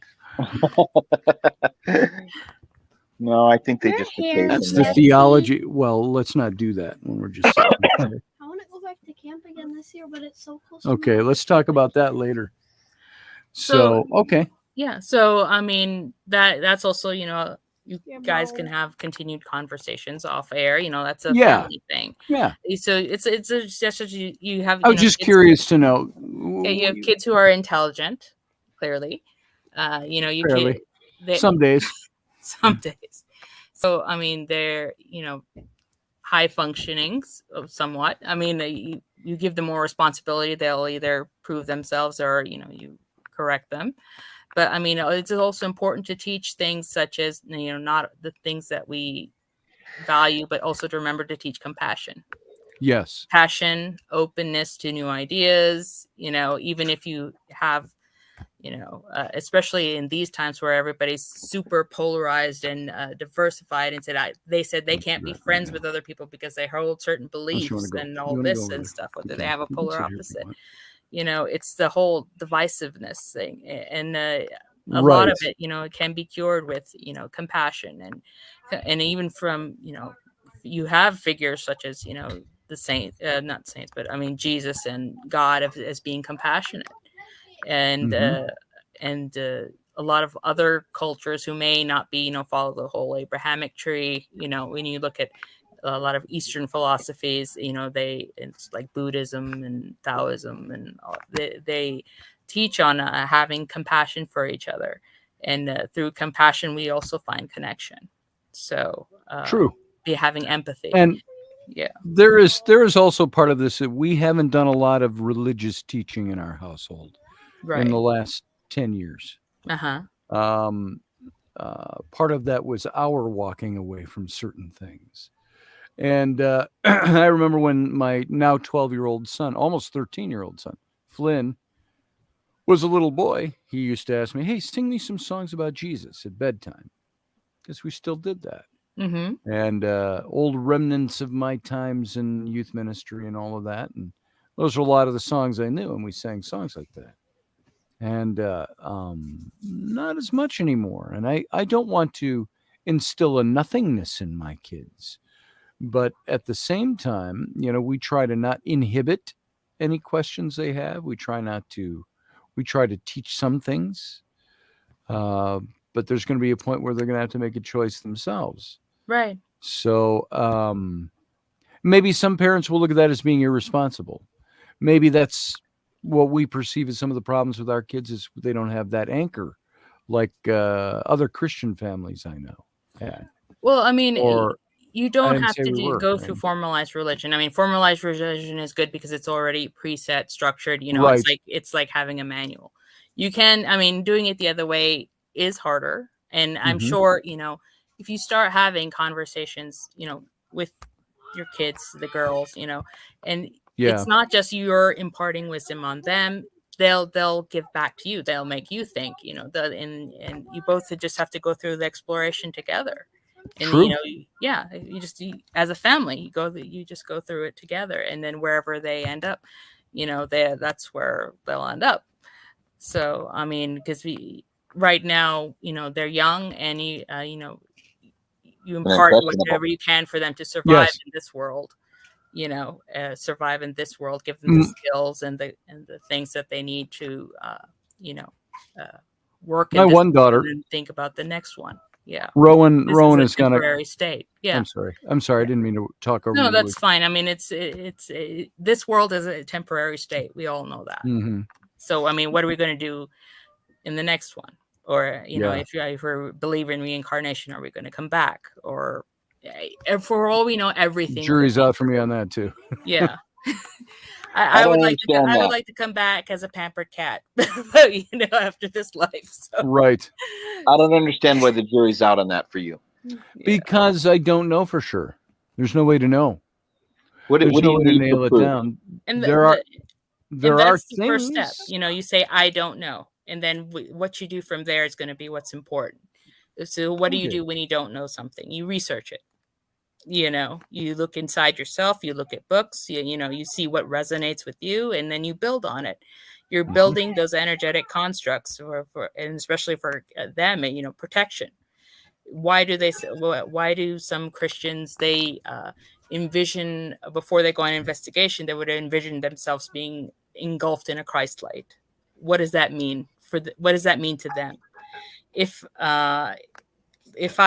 somebody handed me a Benedictine or a medal of some sort, that based on my religion, it's Abrahamic, so it might work, but it may not work for me as a form of protection. Sure. Depending on whatever system I'm working through, or you build your own system if whatever you have available is not. I mean, it's the same thing as supply and demand. Right. If you're not getting it from what's around, then you have to create it. It's like Dr. Bauer was saying yesterday about being an engineer. So there you go. And he's here. Good evening, everyone. How you doing, Professor Bauer? Great. I was passing by the studio. I just had my can of whipped cream. I only get, the only sugar I get is whipped cream. What do you talk about sin? So I had put You some just in my, huff that stuff down, do you? Yeah. well, I'm going to admit, I put it in my coffee, and then before I can get it to the Oh, refrigerator, yeah, that's there's good. at least 2 or 3 taps directly into the old pie hole. Yeah, I prefer. I'm a simple. I don't like all the fancy mixed stuff. I like the simple stuff. I So, used to get after my young cooks all the time because they would take all the nitrous out of the whippets, and then we'd have cans of cream and no way to project it. And it was Right. like, no, Nice. stop huffing. Either that, or you give them some whisks and make them beat it. So I mean, Yes, this will make you stop doing that. That's right. So as I was saying, I was passing by the studio here, and I had the show up earlier, and I heard Sarah talking about the belief systems, and one of the things that I actually put in the chat, this whole thing about free will. There's an amazing intellectual set of discourses going on across different knowledge domains, from physics to consciousness, metaphysics, etc. And the amount of there is no free will is really fascinating to me, because as far as I can tell, I have free will every conscious moment, and then Sure. have even free will in the unconscious moments. And one of the things that when I was in the middle of my ministry back in the early 80s, deep Pentecostal, doing the Some of the grandmas. praying, speaking in tongues, laying on of hands, casting out devils, all that stuff. And when I was in the middle of that, I got deep into prophecy, and we did our weekend fasting prayers. I mean, it was just, I was like I said once before, I was feet first and hands together, doing a jackknife into the middle of it. And one of the questions that came to my mind, because I kept hearing about, as I was studying and reading in the King James version of the Bible, that you have choices to make, and the choice is yours, and choice is an expression of free will, because if you didn't have free will, you wouldn't be able to make a choice. So one of the things that I thought about was, if indeed the Judeo-Christian structure of God up there and angels in between, and there's a hell below, and if you screw up and blah blah blah, the one thing that I said, if everybody always says, if you had one question to ask God, what would it be? And I came to, when I get there, if that's the way it works and I'm standing there, I'm going to ask the question, how much of it was you and how much of it was me? Oh, he went silent. Are you asking me a question? No, He went he's muted saying for a that's what he second. would say to God. So- That's the question that I would ask to God. Oh, If indeed the Oh. Christian model of, going to the pearly gates and, right, getting your right, stuff right, read right. in front of you, and how do you plead and all that good stuff. My question would be, how much of it was you and how much of it was me? Because Right. there's plenty of times when, and Sarah was talking about this earlier, where, your offspring and people that you are connected with, they have a sense of you, whether they're physically with you or not. And well, you're right there. that to me is consciousness, right? Right. That's Yes. and consciousness, going back to earlier when you were talking about the jinn and various negatively oriented spirits and entities, to me, that's all in consciousness. That's not necessarily it. And you can manifest anything you want with your consciousness, materially or non-materially, but consciousness is the realm that is responsible for everything that we are and do and be, because that's the one thing that we all share. All the delineations of theologies and hierarchies and spiritualism and all of the different aspects of how you manage and manipulate the materium and through metaphysics, the philosopher's stone. I mean, all these different things are manifestations, in my opinion, of consciousness. And, Dr. and Barr, an would you- individual will then focus, if they focus their consciousness, that's what they'll get. Right. So my question is, Dr. Barr, do you consider consciousness as a form of energy? I consider consciousness the origin of everything, which then creates energy, and energy then creates the materium. So I have a very simple view of consciousness is all. No one can explain it, but we all experience it. We've all seen incredible manifestations of it. And that consciousness is what creates energy, which then the materium and physical things come from energy, and they still are energy, but they are just certain frequency sets from energy, which comes from consciousness. And I That's think the the way I see it. consciousness is it core of the soul. It travels with the soul. It stays with you. Is That that what is this your Jin really was referring interesting. to as the Sophia? The great Logos? Somebody posted in there, and I can't remember who it was. Sophia is the Greek for knowledge. Yes. Is that Yes, true? yes. Philosophy, philo is love, Yeah. and osophy is knowledge, and knowledge being different than the deep original definition of knowledge, which is gnosis, which has the additional meaning of not only knowing something but feeling it in your bones. And that's the thing, we were talking about this the other night, Sarah, when we were talking about resonance, Mm-hmm. right? So if energy begats everything, we don't know what it is, but it appears to be the one common thing of there's a normalized band of energy and frequencies in this thing called consciousness that we all inhabit. So we have a common reality as a result of that. Otherwise, we couldn't do what we're doing now. We couldn't interact. Energy being what we're able to perceive. I mean, we're all under the sea with consciousness, energy, whatever. But for the way our bodies are built, that we're able to perceive energy. Yeah, our physical manifestation in this biology in this reality is very, very limited to the entire spectrum of everything that's out there. Oh yeah, our heads would explode. Right. So we are clearly, there's some kind of clear manifestation that where a limited subset of all that's available has materialized in the experience that we have.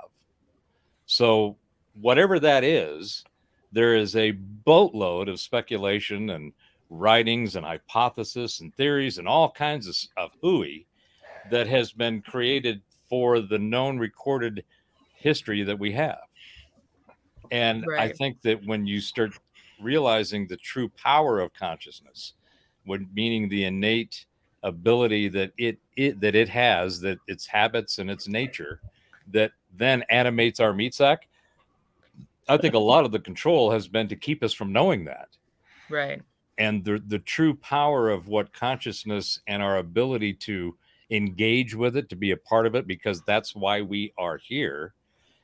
That is, when you talk about, you see a lot of this, we'll go to aliens for the moment, right? A whole nother aspect of this consciousness manifestation. So our cosmic cousins appear to have come and gone for a long time, recorded all over the place. And so the whole idea of disclosure now is to me like, no, disclosure happened several millennia ago. Okay. And maybe tens of thousands of millennia ago.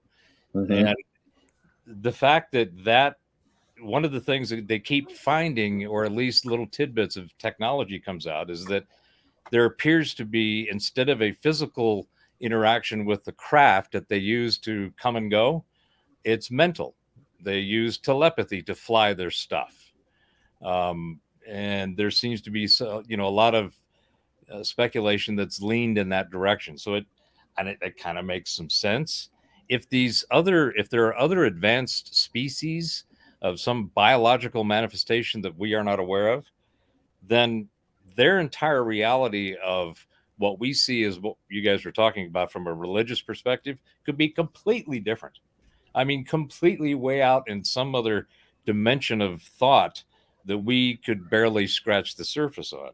Right. So, it's like the conversation Scotty had earlier when he was talking about that account of the jinn. It's like the jinn didn't know what time was about, or trying to explain in our terms of, what the, I forgot the guy's name, but what he was asking the jinn of that. And he's like, huh? It's like, like they have no consciousness of, whether time is a man-made construct or whatever, perception of the passage of time, rate of change and all that. So, I mean, and in terms of, consciousness and, there's people all over the world who are in various states. And it's like we were discussing earlier about what you allow to sieve in. I, for one, would love to have, telekinetic powers and be able to, shoot cards in the air like Matilda, or, be able to clean a room just by staring at it. But right. everybody supposedly has the ability to like develop ESP or, develop a form of mediumship, depending on what your resonance is and where you're at with it, or, develop a relationship with something outside of yourself, whether it's, God or angels, or, connecting with, loved ones, that's my whole premise, is that Right. those abilities, telekinesis, clairvoyance, clairaudience, all the different delineations that we've sliced and diced, are inherent nature and habits of consciousness. Right. Yes. So they and are in our normally natural state as beings of energy, when we're not wearing the meat suit, yes, we can, and this goes back to the jinn not understanding time. When you're in that realm, you can be anywhere or any time in a thought. Boom, Well, this think is it, why and I you're always there, said which this is why whole- they don't understand the linear time thing. this whole idea of God being now the same today, yesterday, today, and forever. 1,000 years is as a day with God. These are all scriptures. I said, well, God then obviously exists outside the realm of time. Right. There's no linear time with God. So There today, isn't. When you're on the other side, there is no linear time. right. and that's all speculation. Sure Right. it is, because nobody's been there nobody and knows. back. Nobody knows for sure. Nobody Right, knows and for it's sure. like one of the things that I find extremely fascinating is this whole idea of the omniverse. All the different Yeah. dimensions that apparently theoretically you can put some symbols of math together and string out equations and come up with what seems to be reasonable from doing that exercise, but that in no way, shape, or form projects reality or says that this is what reality is. The quantum math and physics and mechanics, string theory, hell, even dark matter and the dark energy. I mean, they had, when those concepts were put into play, it was because they couldn't explain what they were observing.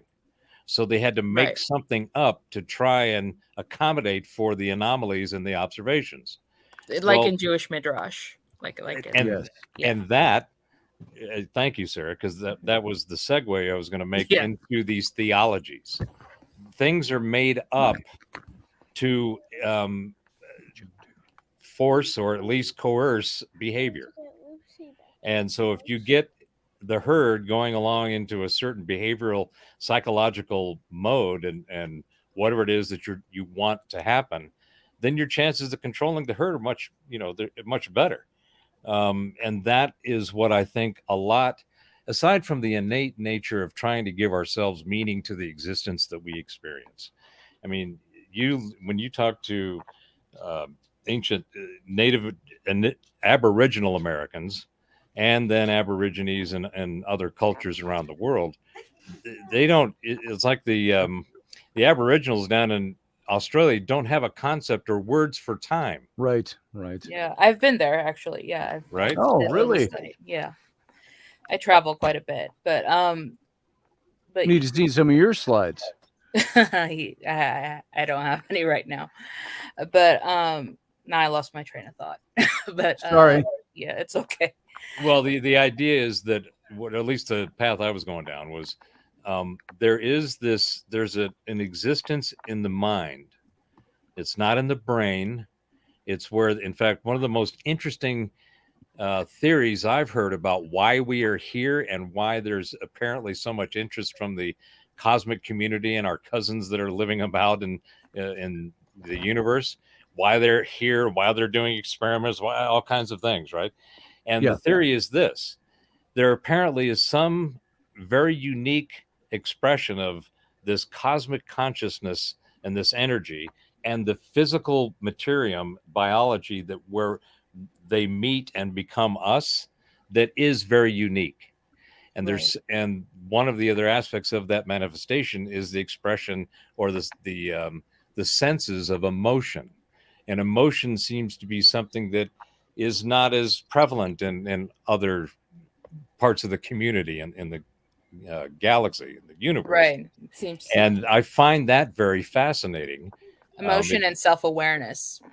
Yes, Self-awareness there's on more. this. There seems to be more of a hive model with the other species and entities for some reason, so that they don't have that expression or that experience of what we call emotion and how it affects our consciousness and our biology and all of that. So I find that very fascinating. It seems like it kind of makes a little bit of sense. I can see that as being, having some credibility to it. But again, it's all speculation. Nobody knows. Sure.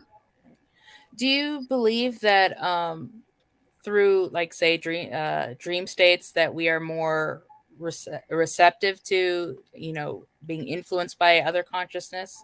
Yes. Absolutely. I think that Yeah. that expression of consciousness is where most of the magic is. It's like our daily consciousness is tuned to the sensory capabilities of our biology. If that makes sense? Yeah. Sure. So our awakened consciousness is to facilitate the meat suit. The subconscious and unconscious component is where all of the real magic is. That's where astral travel, that's where non-local consciousness happens, remote viewing, all the different aspects of the nature and habit of consciousness that we talked about earlier, being clairvoyant, having omniscience, dream premonitions, premonitions, receiving data through dreams, having your questions answered, astral travel, connection with the ancestors, with the other side, the spirits, all of that. Yes. Yeah. That's my view. Reliving past lives. Mm-hmm. And one of the things that I always wondered when I was doing all of my ministry was, it's like I kept reading, we're made in God's image. Yeah. And I tell you, I don't know how many times I was going, where's that damn invisibility thing that he could do? How come I didn't get that? Why didn't that I or the water to wine? Yeah, the water to wine, You guys can't do that? Yeah, no, I can't. I'm working on it. I can do water to pee, but that's about it.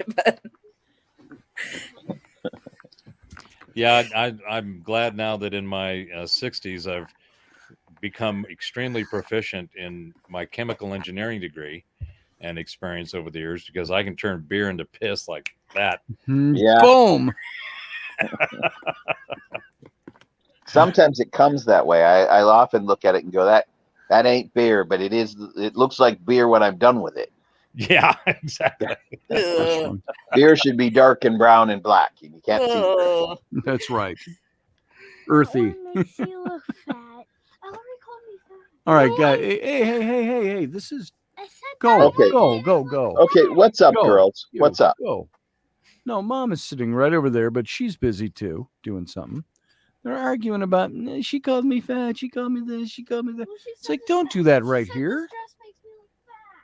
It's not a dress. It's a shirt for a man that's like 18 years older than you are. So, Sarah, what do you have a certain theology that you work through and use in the way you experience reality? Well, I mean, I was raised Muslim, so I am a practicing Muslim, but as I get older and stuff, I do tend to cherry pick a little, not too much, but as far as Don't say that out loud. whereas most formalized religions, they somebody decides that it's going to be this way, and most the way Islam is kind of presented now is very patriarchal, and I'm like, okay, whatever.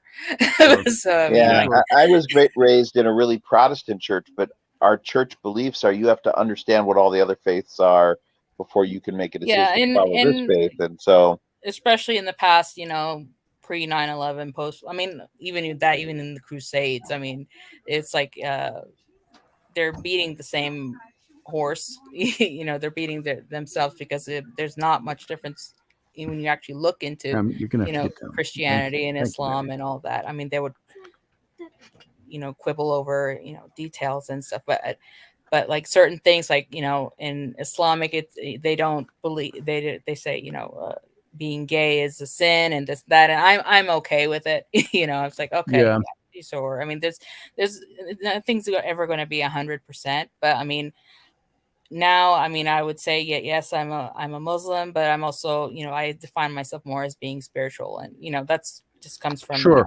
That's the way That's I see it a too. lot of Christians are like that too. yeah. So. So it's especially, people have their own ideas, they form their own sects, and this and that. So I mean,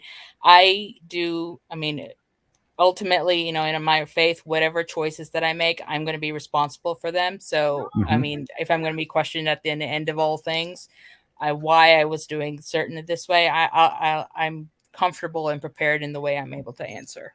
So, I mean, I believe we all pray to the same greater power, the same great energy, but I think that we have all classified it our own way, either because of culture or language, but we've all subdivided it up. But I think ultimately we're accepting that same energy. right. I mean, it's human nature to classify things and put the labels on things, Yeah. but- Well, and let's face it, man puts dogma on stuff to control other men and Right. women. But And yeah, Sure. that's also, it's like we were talking earlier about, like you were saying, Dr. Bauer, about, controlling the masses and whatnot. It's also forming that social contract, because even at that level, I mean, for being able to form a social contract of a set agreed upon rules of, okay, this is how we're going to survive. We're not going to kill each other. If we get together as a group, we have more likely to survive versus being, the lone wolf out on our own doing whatever. As far, because I mean, it's there's also it's a complex issue. You have the social contract, you have the spiritual aspect, you have all the other ways. I mean, survivors benefits, or Sure. I mean, it's nothing in this life is ever simple. Yeah, And I will put one caveat over everything I say, is that I'm probably a bit more refined in the things I believe than I let on, although I'm a pretty open book about it.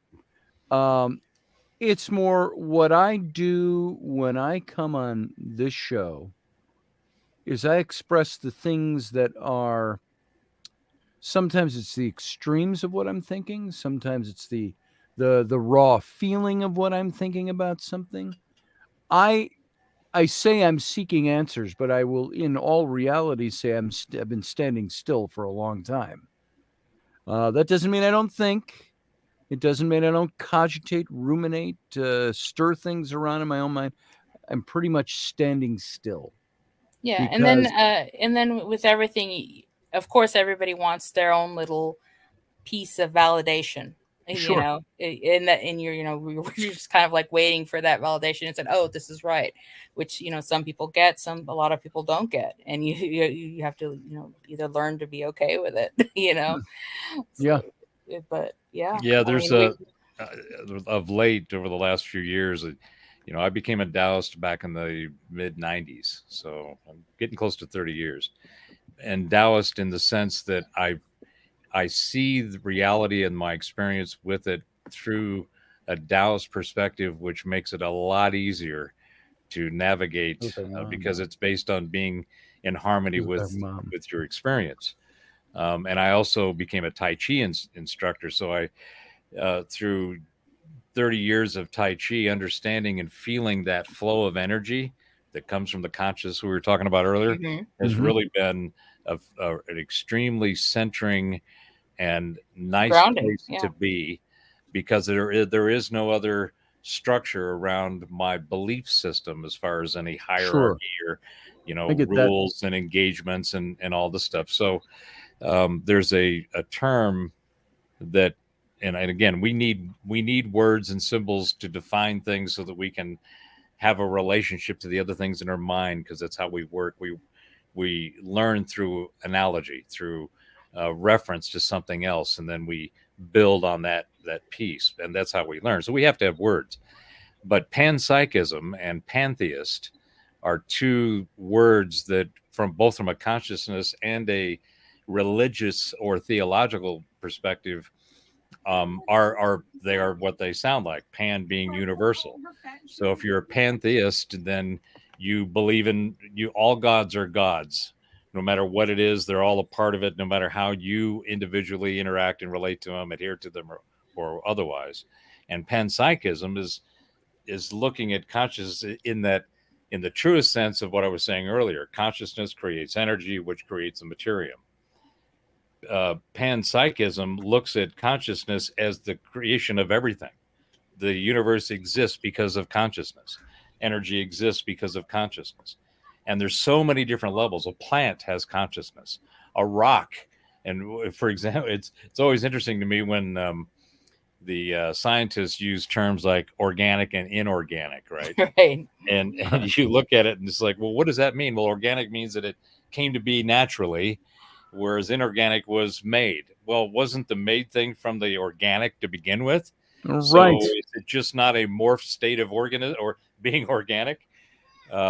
So just to go back to the state of being thing, that is determined by how and the words that become the language, that become the operating system of your mind, because the words and the language define how you think.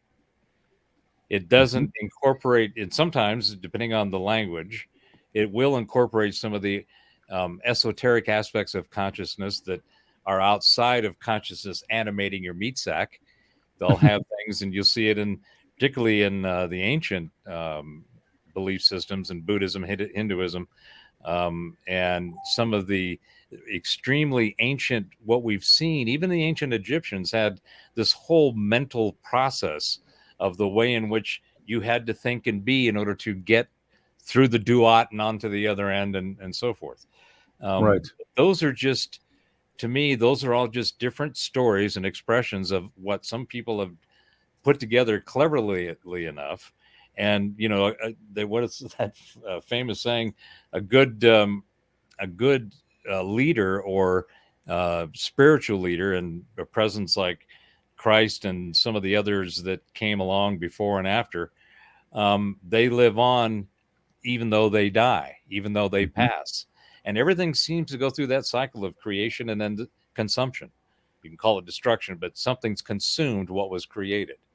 So I had to really step back from all these belief systems. And I went on a rant the other day about how the New Age took over this whole concept of being with the one.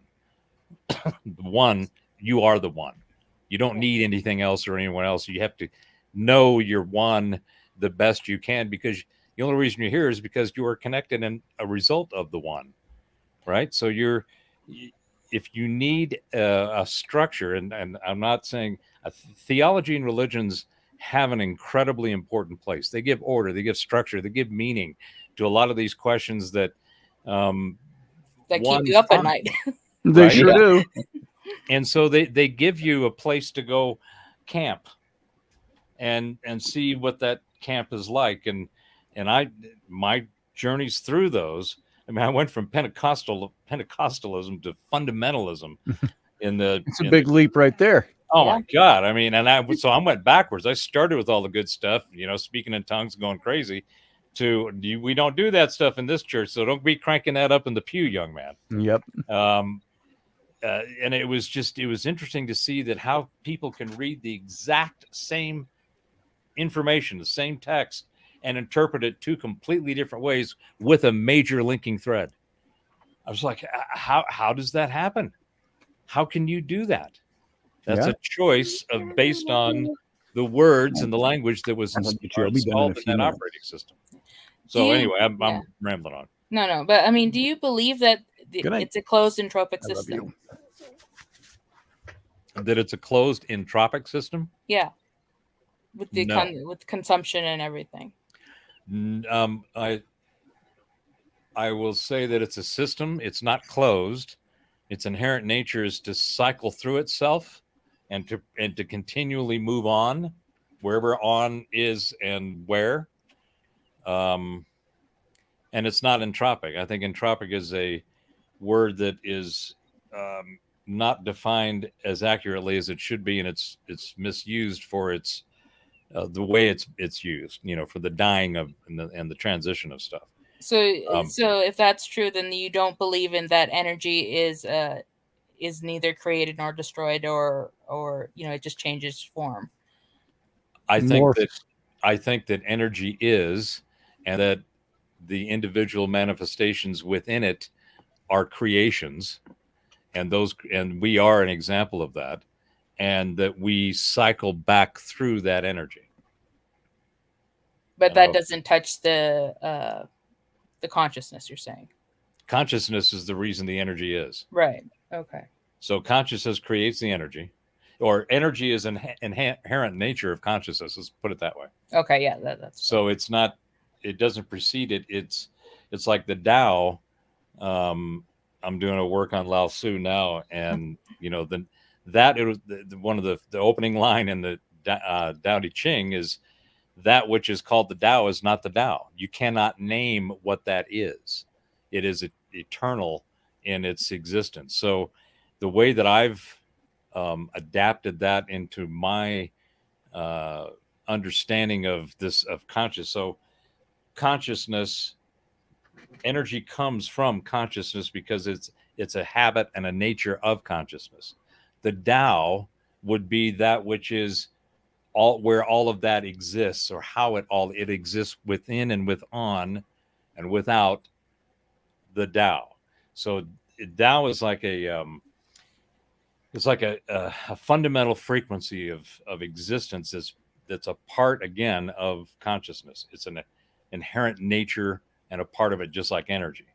So when I feel those three, or when I sense and I put my mind, and this is the most important thing, in my opinion, is the separation of the brain and the mind, and understanding the levels of consciousness that exist. The mind is not the brain. The brain is an organ where the brain is like a receiver for it. But our memories are not stored physically in the brain. Our experience is not physically, although because consciousness animates our meat suit. So that level of conscious awareness that we have is only enough, or is powered enough to make and animate our meat suit through that sensory set of sensors, the set of senses that we have in our sensory system. That would make sense then, as people age, get into your 90s, start losing those memories. You're losing that connection between the soul and the brain, which is not the store of the knowledge, but the device used to make those connections. That exactly. So as the materium deteriorates in its function, there's less connection through that receiver being to the transmitter or receiver. Right. The consciousness and the energy that inhabits still there through that never changes. Right. So yep, I agree with that. So to me, that the most important thing in my mind that people can do is to first start thinking about their mind and separating the mind from the physicality that you experience it in, and start learning all of the different aspects of the habits and the nature of consciousness, which is where, again, clairvoyance, clairaudience, having premonitions, all the different experiences that we all have. And one of the most powerful and subtle, when people question this, well, no, consciousness is in your brain, it's in your head, it's in your skull. It's like, no, let me give you an example. Have you ever had the sense that somebody's looking at you, and you turn around and you see somebody looking at you? Sure. Right. Yeah. How does that happen? First of all, from a science perspective, they don't have an explanation for that experience. Except the consciousness perceives it, because it's bigger than we are as the meat suit. That is a perfect example of the capability and the nature of consciousness that we all experience. You think about somebody and they call you. I mean, there's all kinds of little oddball things that happen that are outside of that normal realm of our physical experience and reality, that when our consciousness is on in the meat suit, the sensory set is on, and that's pretty much where it's focused. But I can't tell you how many times I've been driving home late at night from the cities to Rochester, an hour and a half drive, and all of a sudden I'm like, I'm in Pine Island, and I don't even remember passing through Cannon. I've done that. Pounds have gone by, and I've been deep in thought. Who was driving? Mhm. You Yeah, know, who was I went who 30 was some steering miles. the Who car? was driving? That's Yeah. when Jesus took the wheel. I'm not So I mocking think Jesus. that I'm mocking the saying. if people would start focusing on the mind and how the mind works, and you understand how, once you understand how the mind works, then you'll be able to unravel and unpack a lot of the things that you maybe weren't even aware were there, let alone the things that plague you in the way that you think, because thinking is the most important thing that we can do. If we don't think, then we're not going to be doing much of anything. Amen to So- that. I have skill sets that I didn't physically train for. I just know how to do them. And that is Muscle memory. another example of Some of that. the natural inherent nature. It's like, take people who have incredible skills, right, and whatever it might be, artists like Scotty and yourself, Dave, basketball athletes, right? I mean, I would love to go out and quarterback the Rams in the next Super Bowl run, but that's just not in my wheelhouse because it's not in my skill set. I wasn't born with that, right? I may have the imagination, the visualization, the ability to go, I can put myself there. That doesn't mean See, that I'm I going to be think able some to of do these it. are skill sets brought over from a past life. Like, okay, so I'm trained as a costumer. I know how to run the sewing machine. I know how to cut fabric. I know how to do all that. But literally, in doing the Elizabethan clothing, when I was doing stuff for the Renaissance, I didn't use patterns. I would grab my chalk out the pieces on the cloth, cut them, and put together Elizabethan doublets for men just from knowing how to do it. And yet, I didn't train to do that. I didn't Mhm. study that. I don't have patterns for that. I just know how to do it. And in fact, there's a story I often tell. There's one of the costumers, the first guy to show up on site wearing a peas cod doublet, which is the most ridiculous fashion piece that ever came into That's what things. I've always And said. So gauche. all the costumers were flocking around him to see it because no one's ever wanted to build one. And I remember the first thing out of my lips, and I don't even know where it came from, is like, that's not how we did it. And it's not. It's the most ridiculous way he built it. But it's, where does that knowledge come from? I had Savant's I had another great something example. an awful lot like that just today, and I've had other areas. There's a couple of areas I notice. Now, I'm not a soldier in this life. I had joined the Marines, and within 30 days, I broke a bone in my back, and I was medically discharged, Excommunicated. excommunicated. No, I'm still a veteran. Go figure. So I've got that, but I only bring that up to say I haven't done that in this life. But I used to have lots of dreams from childhood on, recurring dreams, all different aspects of military. I got a There are break from war in military this things life. that speak to me. There are things that will bring tears to my eyes. Just recently, and I can't think of a powerful enough example to do it credit, but things that I will see in a movie or in a service announcement or a something about veterans that I would watch, and it would grip me and grab me. And this has happened so many times through the course of my life, that these little things that you would think are just the little things, daily occurrence. It's nothing that consumes my life, but it's something that's always triggered. There are locations I've been where it's triggered.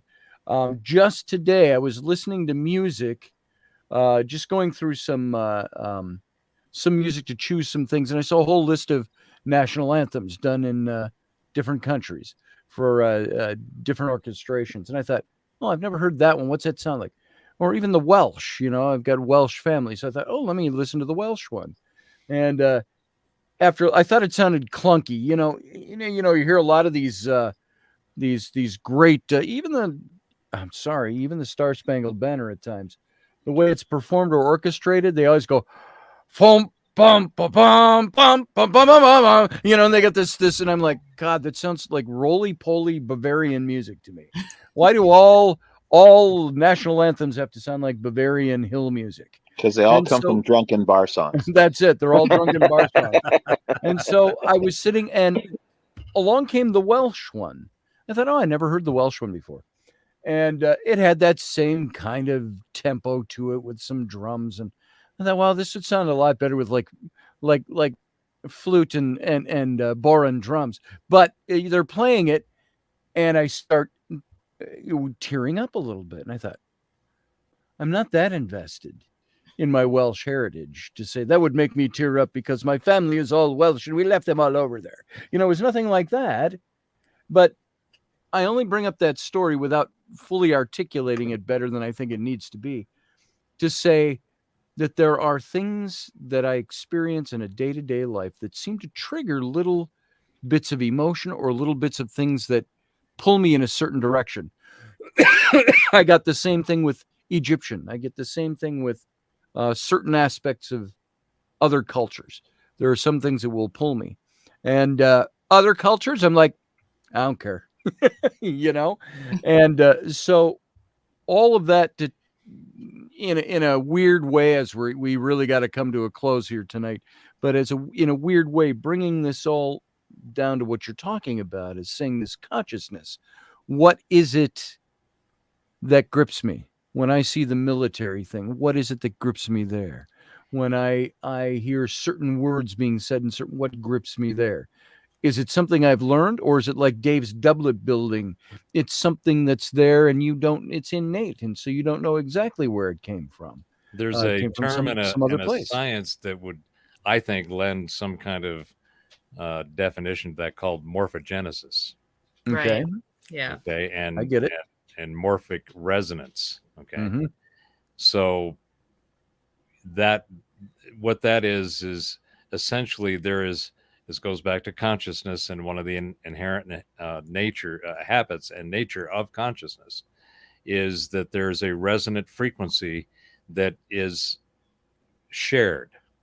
The Akashic for memory. example, not Akashic, Like no, genetic memory. yeah. This Genetic is memory, I used to call it. energetic, because there are fields. The whole idea, and this is mostly used in biology, but I think this applies to everything. There are energy fields, like, for example, an oak seed you don't know when you look at that it's going to grow into this massive tree, right? Sure. It goes from a seed to this massive tree. Well, what's in that seed that has the instruction set, if you will, that says, here's what you're going to do and how you're going to become.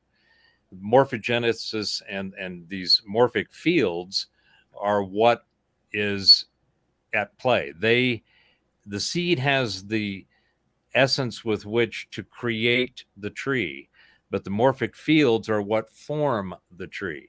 And those are constant, regular resonances and frequencies that inhabit everything that has its own existence in biology. So it's not, and this is where the consciousness piece of it in panpsychism comes in, is that everything, that seed has consciousness. As it grows into a tree, the morphic fields give it the form and the definition as it continually multiplies in its cellular structure to then grow and become a tree. But They go through stages. Exactly. Mm-hmm. So that I would apply to what you're saying, Scotty. The reason that you resonate with those sounds and David with the skill set, even, that's a remnant of a morphic field, of morphogenesis or a morphic resonance. You have experienced that before, and the reason you were able to do it now is because that energy and that memory field, if you will, has continued with you as a part of your experience. Mm-hmm.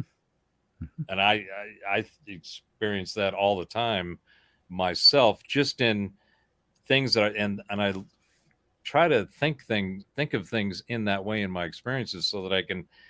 That's my first field of reference, is my resonance, right? So if I resonate with something, then, or I can feel the energy of its manifestation, then I can kind of run it through my filters and go, oh, that feels good, or that doesn't feel good, or that seems so familiar. I don't know where I know it from. Yeah. Right. Anyway, that's my 2 cents. And it's an ongoing, recurring thing. So it's an interesting. Don't think I haven't already taken myself all the way to logical conclusions on those, but I always back myself off and say, okay, let me rethink that. Self-examination is incredibly important, Oh, especially Yes, when it your is. observation is as neutral as it can be. Well, everybody, I want to thank you for being here. I've got to wrap this up. I've got a couple of things I got to get done for tomorrow's big day for my mom. And so I've got to call this quits tonight. We've gone about an hour and a half since the end of the show, Oh, wow. the radio show. So, Sarah, I really appreciate your being here. You're going to have to become a regular.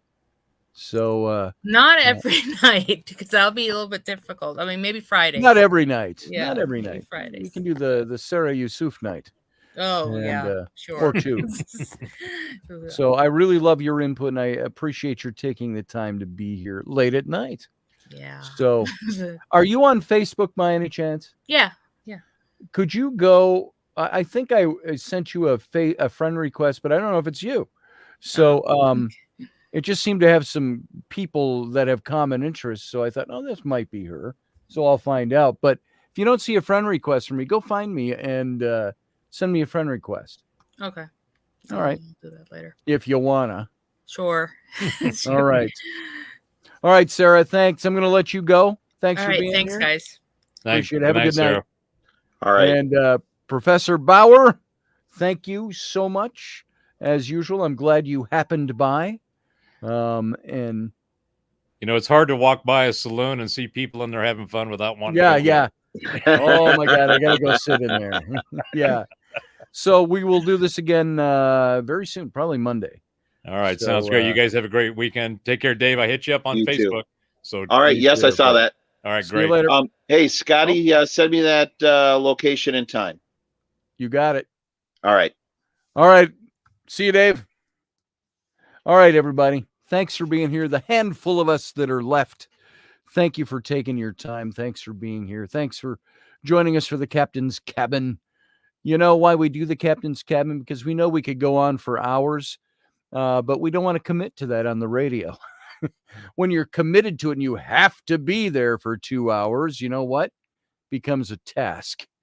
So if we can do our 52 minutes on the radio station, then come here and leave it a little open-ended and do whatever we want to do, that makes it very fun and very enjoyable. So I want to thank you all for being here. Thank you for giving me your time. Thanks for being here. Live long and prosper.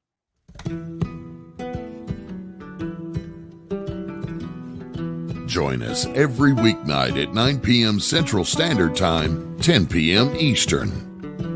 The Intrepid Radio Program, a Scotty Roberts Productions broadcast.